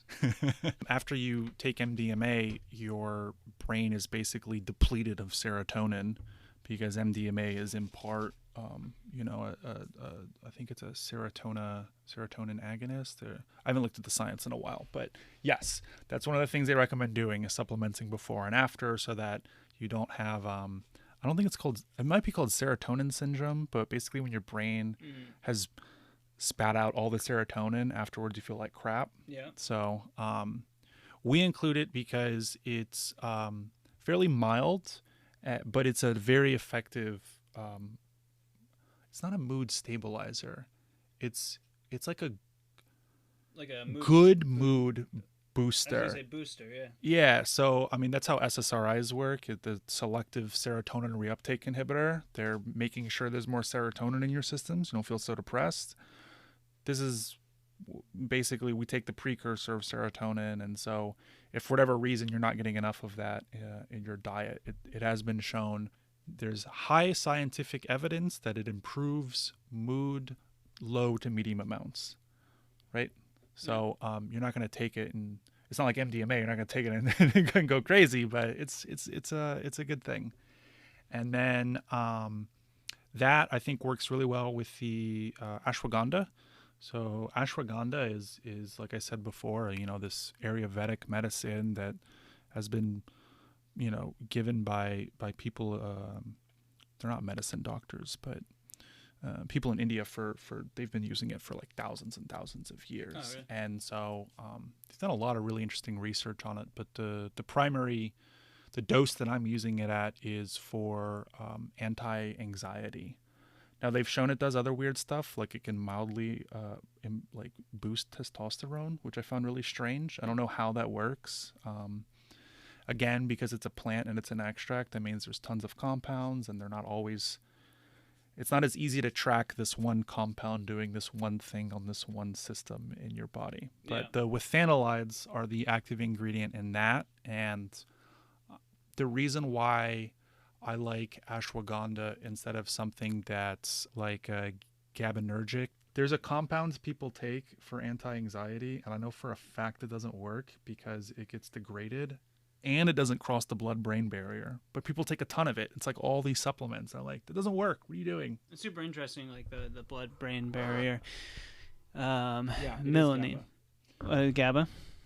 Yeah. But yeah, melanine is one of the terpenes in cannabis, and apparently it's found in mangoes. So if you take mango while you're using cannabis is going to help penetrate the blood-brain barrier. But it's only that one terpene. It's super weird. All of this stuff, a lot of times you read stuff on the internet and you're like, is this real? I don't know if this is real. Then you try it and you're like, oh my God, it worked. It does. It does work. And sometimes it could be the placebo effect. It's just very powerful. But That's also true. just because it's a placebo, you still get the effect. So, it's not a bad thing. So what were you talking about? The GABA? Oh, so a lot of anti-anxiety medications, like take Klonopin. The reason why it's so addicting is like all those benzodiazepines. They're acting on the GABA system, which is actually how alcohol makes you feel relaxed too. But if you, I always said that taking Klonopin was like a sober drunk. yeah. That's why you should mix those two things together. I hate benzos. Be safe, kids. Yeah, don't take drugs. Like I don't know. You went to you go to college and some kids like, oh, I'm gonna mix everything. Yeah, exactly. And then they end up sick and they wonder why. They're like, well, because you threw a bunch of crap into your brain and that all overlaps, and those are addicting and they have a tolerance, whereas ashwagandha is demonstrably safe. The version I picked is called KSM 66, which is it's a standardized extract that's been on the market for like 40 years or something. I mean, it's like, I would give it to my grandma. Like, very, very safe. And so that does mean that you're not going to, if you're having a panic attack and you take it, I don't know how it's going to work on like that. Like, there's a reason why people take benzos, but if you're just someone who's 6 cups of espresso in, like I often am because I drink way too much coffee, it's really good to get you into that, like, that groove that you get into where you're I am working, I'm feeling good. Yeah, you called it the flow state. The flow state, yeah. The reason why I called it golden hour was because I wanted to name it after, there's that moment in time, at sunset or sunrise where the sun is hitting the atmosphere just right, and the light is just like beautiful, and you look at it and you're like, oh man, this is going to be a great day. But for me, a golden hour is like, I take this stuff with my morning coffee and I get all my like writing. I do a little journaling in the morning and then do a little workout. I hit that stride, that flow state, which there's some science behind it I'm still looking into. I won't say golden hour causes you to go into the flow state, but it might help out. And that was one of the goals for this supplement was to get people to get into a state where they're energized but not anxious. They're relaxed, they have a good mood, and they can just do that, whatever that work is that they're doing. Don't take it and do boring math homework. Take it and do work on a project that's meaningful to you in your life. That's what I want to see people do. Take golden hour and start your own companies and make that piece of art, do some writing and whatnot. Nice. This is a wild tangent from describing all the ingredients in here. It's all good. So the second ingredient, the Bacopa Manieri, is... what is that? So that is also an adaptogen. Adaptogens basically are compounds that you take and they allow your brain to be more adaptable to stress. So 2 effects from taking golden hour. Short-term effects, long-term effects. Short-term effects, you're going to feel more energized, relaxed, should put you in a good frame of mind for getting that work done. But, and we recommend 3 capsules. For me, that's mild, it's good, it complements my cup of coffee. For you, since you're a little more sensitive to these things, you said that you were doing well with 1 or 2 capsules? With 1, yeah. Two seemed to be a little bit too much for me, and 1 was like really nice, gave me great focus and energy. But I was also doing it on top of my regular Kratom and cannabis as well. Yeah, I've taken this, by the way. So with Kratom, I've taken this with cannabis.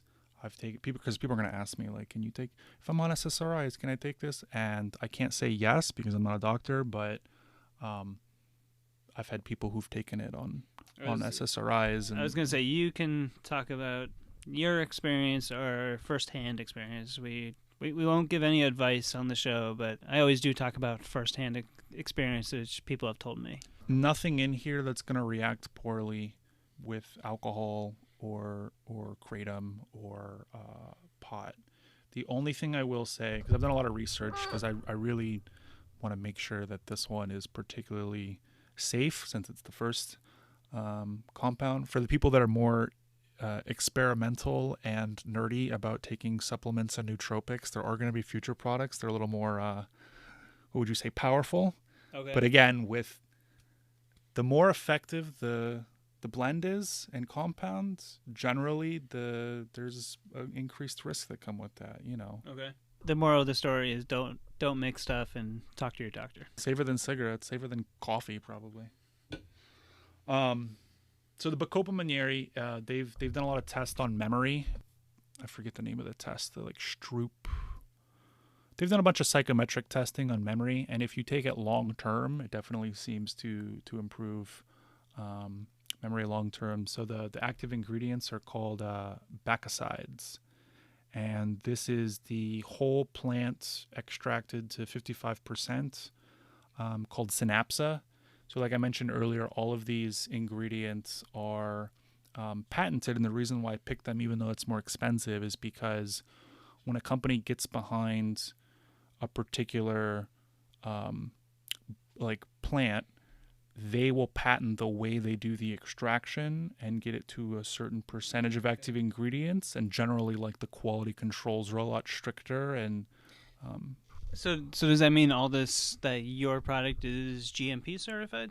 not only is each individual ingredient GMP certified, but where it was manufactured, which is Leaf Labs in California, is also GMP certified. So it's double GMP certified. Nice. I'm not mixing this, in my basement or anything. This is. I took a lot of care. The ashwagandha, the Bacopa Manieri, the 5-HTP we talked about. Let's talk about the Apina Galenga and the black pepper extract. Yeah, because the black pepper extract really interests me. So, the Alpina Galenga I like because it works really well. I don't include caffeine in this product because I want it to be caffeine free. So most people that enjoy caffeine, they have their own particular way of taking it. I take it in espresso. A lot of supplement companies will throw in caffeine to their products because it's dopaminergic, and it's an easy way to make the product just a tiny bit addicting, right? You get that energy boost, and you're like, oh man, this is great, I'm gonna take it all the time. But then companies put way too much and give people heart palpitations. So I was like, no, forget that.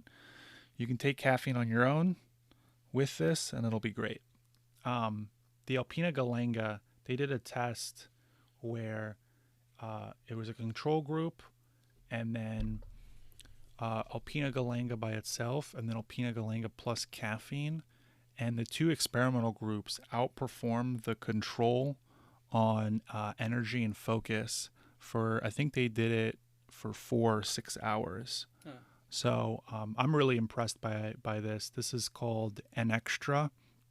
It's a relatively new product on the market, but I made sure that we got the 200 milligrams.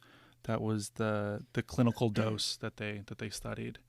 And the black pepper extract is very interesting. So black pepper has a compound called piperine, and the ingredient we have is called bioperine, which is basically 95% piperine. It's this black pepper extract. And this compound, not only does it act as an inhibitor for your CYP450 enzymes. So when you take food and drugs, when you digest it, there's something called the first pass effect on metabolism, where your cytochrome P450 enzymes are just reacting with everything. They're really promiscuous enzymes. They just react and try to change what's going on. So that's why there's often warnings on grapefruit juice, or on medications, don't take grapefruit juice with this stuff, because that sort of those sort of compounds inhibit this, and then that leads to increased bioavailability. So for this particular ingredient, at the 5 milligrams that I have it in here, it's increased in things, the bioavailability of, say, vitamin B12 by like 200%. Which is not in there, right? It's not in there, Yeah. but so they did these bioavailability tests with piperine, and it basically increases almost everything because the first guard of metabolism, these cytochrome P450 enzymes, if you inhibit them, you know, the piperine is sort of like a linebacker that's blocking out all the tacklers, and it's allowing the quarterbacks to.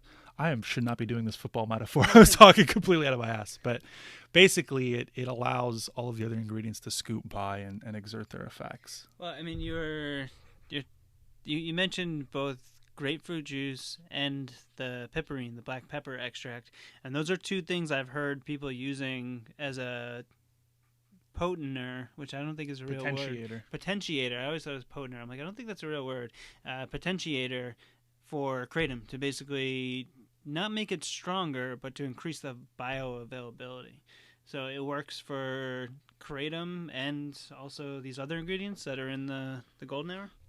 Does not have piperine in it. Grapefruit juice has 2 different compounds. It has, let me see here, coumarins and flavonoids. I think they're basically just competitive inhibitors. So if you're adding stuff that the cytochrome that has like preferential binding for the CYP450, there's like, it's like being at a heavy, really packed nightclub, and the CYP450 is the bouncer, and he can't quite get to the one dancer in the back because all the piperine and the flavonoids or whatever are getting in the way. So the grapefruit juice is a different compound, but it works in a very similar way. The piperine, though, also has a very interesting effect where I was reading research where it is a drug efflux pump inhibitor. I don't know much about drug efflux pumps or their inhibitors, but basically your cells, sort of like how ships have those pumps that spit out water when the water spills overside. Your cells have these different channels in the membrane that if stuff is passing over through the membrane, they can pump them back out. And so I'm guessing that a lot of compounds like the B12 and whatnot basically get kicked out by these pumps, but the piperine sort of clogs that up. Huh. So piperine is weird in that it has multiple effects. I can't say this for sure, but I think that if you took a high enough dose of piperine, that the bioavailability of your kratom might be better. Although that one girl in chat was saying that she actually studied, she took part of her PhD at a lab that was studying kratom, and she was saying that you don't want to inhibit the CYP450 enzymes because the mitragine gets converted to the 7-hydroxy version by the CYP450, which is the more active compound. But yeah, and then I was reading something, the molecule, it was an article not too long ago that basically they were saying that 7-hydroxy mitragine is stronger than the mitragine, but that in your body it breaks down. Basically, the regular mitragine breaks down, a lot of it breaks down into the 7-hydroxy. Mm-hmm. Yeah, a lot of people they're really searching out just the red strains because they've heard it has more of the 7-hydroxy. But then this new information is coming out that it kind of doesn't really matter what it has in its raw form, because once it gets into your body, into your liver, is where it's getting broken down and changed. Mm-hmm. I don't know if you know too much about that. I don't. I only say that I'm excited that there's more research being done in kratom, because the more we know, like the fact that we have red strains versus white strains versus Mengda, those are very similar to the names that we give like sativa and indica. Mm-hmm. They're slightly different plants. They have slightly different amounts of each compound or different secondary. The reason we named them that way is for the effects they produce in us. Like white veins tend to be more energizing, red veins tend to be more relaxing, and then Mengda is pimp grade. I think that's what it is in Thailand. But Thailand, yeah. it's basically just really strong. But the And more go ahead. What I found too is that it seems to be a lot of marketing. That you'll get that really. There's only 3 strains: the red, green, and white, and the rest are kind of just blends, which I'm still trying to figure it out because I have strains that are very different. You know, the green Bali or green Thai is a lot different than the green Vietnam, in my opinion. Really?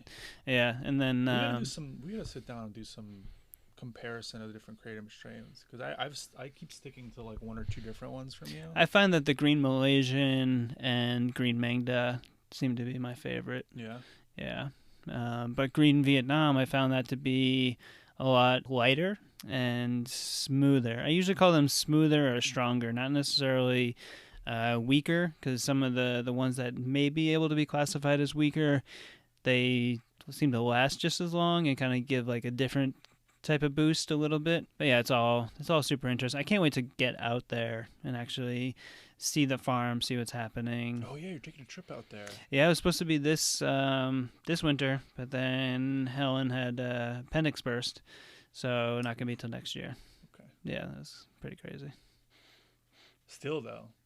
Yeah, I mean, the fact that you're gonna be going out to see your supplier. Yeah, it's gonna be pretty awesome. That to me is really like.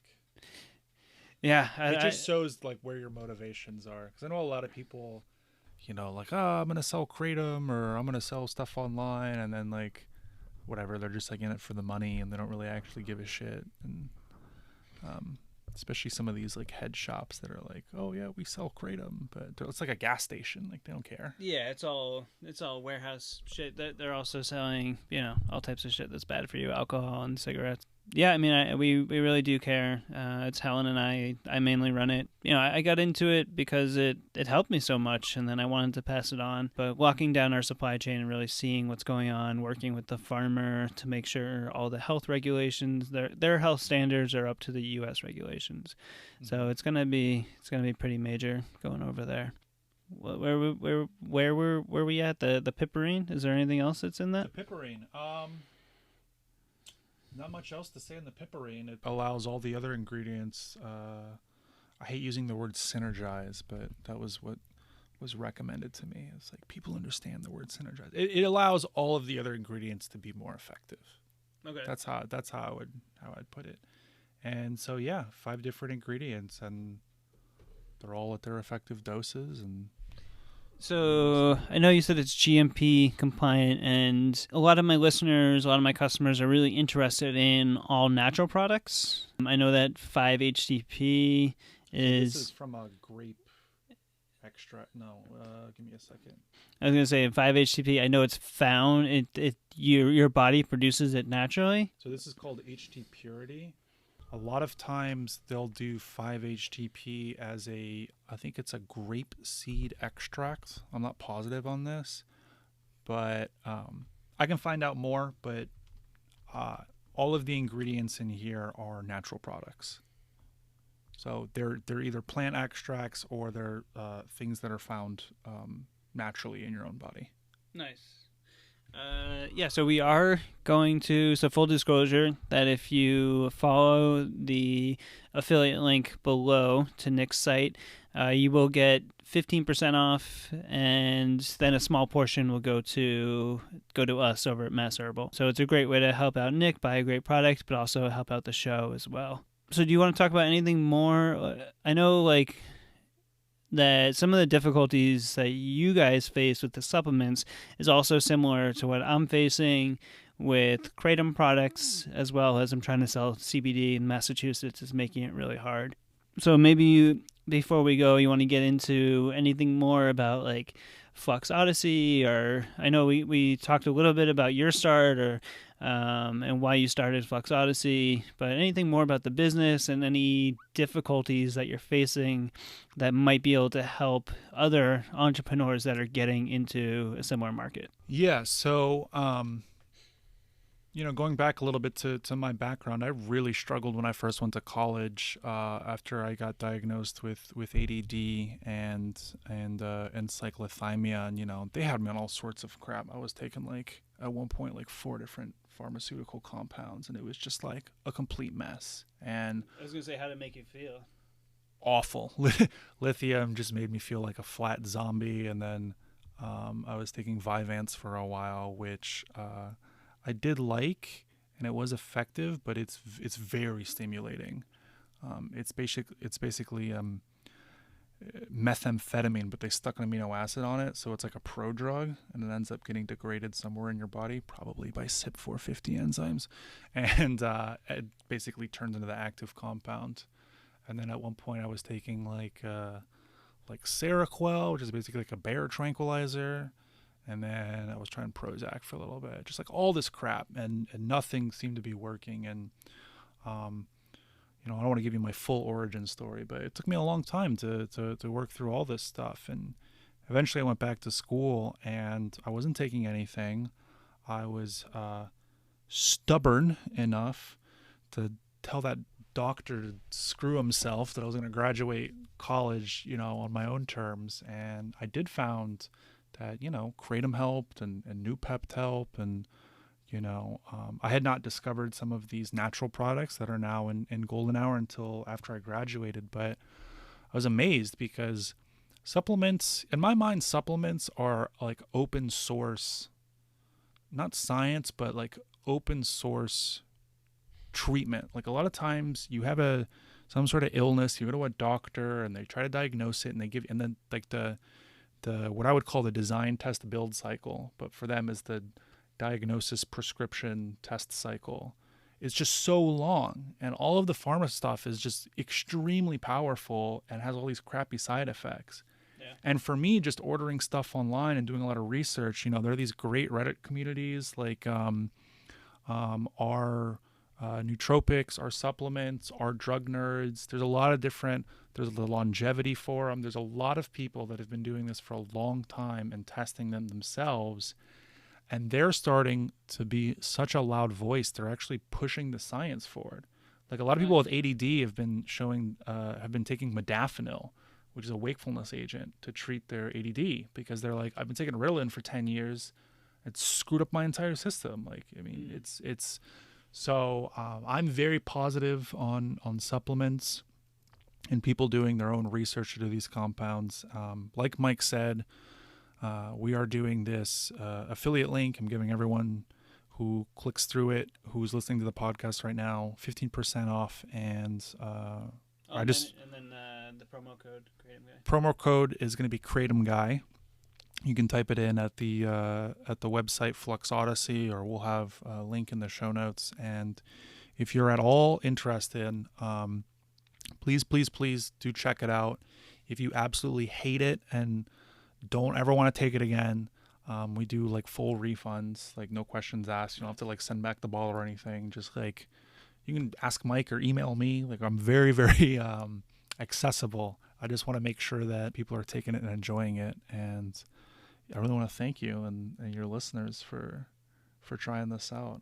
I'm excited about where Flux Odyssey is going. I mean, this has been in the making for almost a full year now. So to finally have our first product out is really exciting.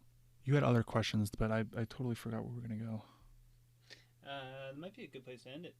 We were just talking about Flux Odyssey. Oh, yeah, difficulties. Oh, difficulties in the business. Yeah, so I wanted to, at one point I wanted to make my first product have CBD, because I'm really excited about the science. And we found a manufacturer who could do CBD stuff. But what happened was there was one credit card processing company that was doing all of the credit card processing for the entire U.S., like 4,500 businesses. It was crazy.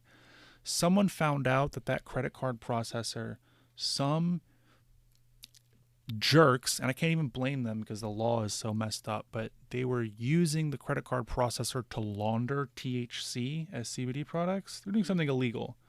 Banks found out, cut off the credit card processors. 4,500 stores now could not process any of their payments. It totally screwed up the online CBD business. It's so messed up. It's so messed up because of, not only is it messed up just because the science behind cannabis says that it's safe and effective, and the government shouldn't be using violence against peaceful people that haven't done anything wrong besides want to use plants.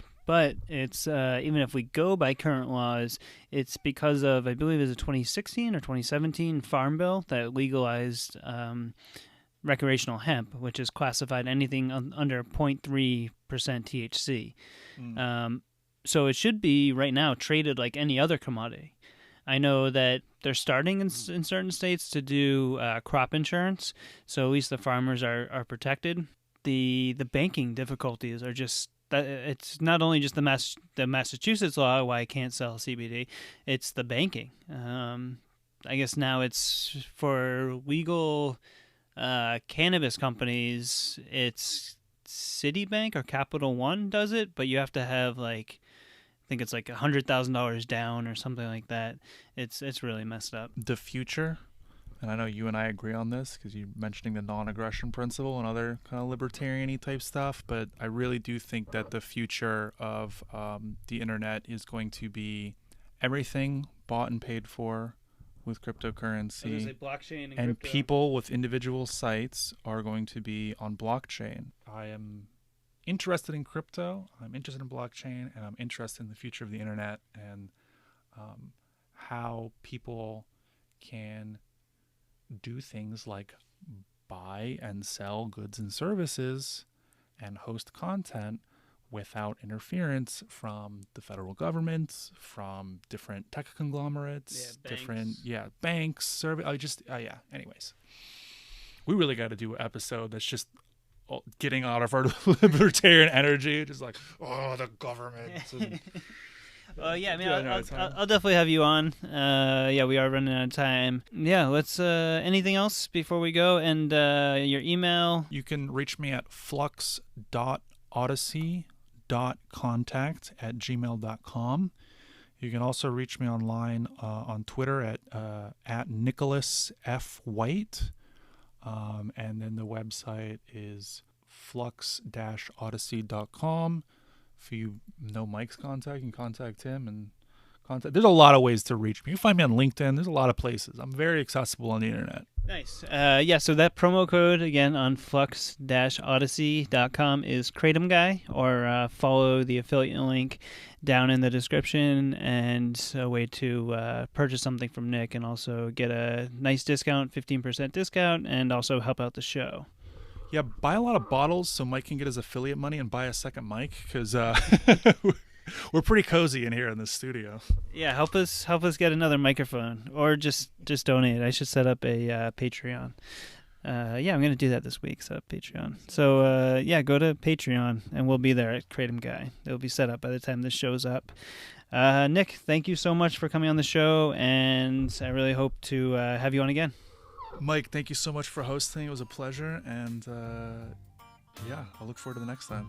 Nice. Peace. And that about does it for this week's show. Thank you so much for tuning in. We really appreciate you guys listening. If it wasn't for all of you listening, tuning in, sharing the show, we wouldn't be here. So thank you so much. And be on the lookout for our YouTube channel, Kratom Guy Show. We're going to have a lot of content coming up on YouTube in this next week. Big thank you to Candid Orange Flavored Kratom for sponsoring the show. This stuff is great. So please go try Candid Orange Flavored Kratom. If you don't see it in the store, please ask for them and tell them Kratom Guy sent you. Our Patreon is up. Great way to support the show at Kratom Guy Show. We're looking to do a lot more investigative reporting. We think the next is going to be FOIA request for Mississippi Drug Task Force to figure out where they have all this proof of all these claims they're making. Of course, Mass Herbal Market is our online store. We got amazing quality Indonesian kratom, along with really cool shirts to get the conversation started. So if you want to support the show, pick up a shirt, pick up some kratom, and we thank you so much. But a great way to support the show is like, share, subscribe, review, comment. It really helps the algorithm, and I love seeing the comments. I love getting the calls. 617-917-5242. 617-917-5242. Give me a call. I'd love to talk Kratom with you. You don't have to buy anything from me. That's fine. If you have any questions about Kratom or just want to say that you listen to the show, send me a call, send me a text, hit me up on Twitter at Kratom Guy Show. We love hearing from you. And until next time, together we'll keep Kratom legal, safe, and available for all. Peace.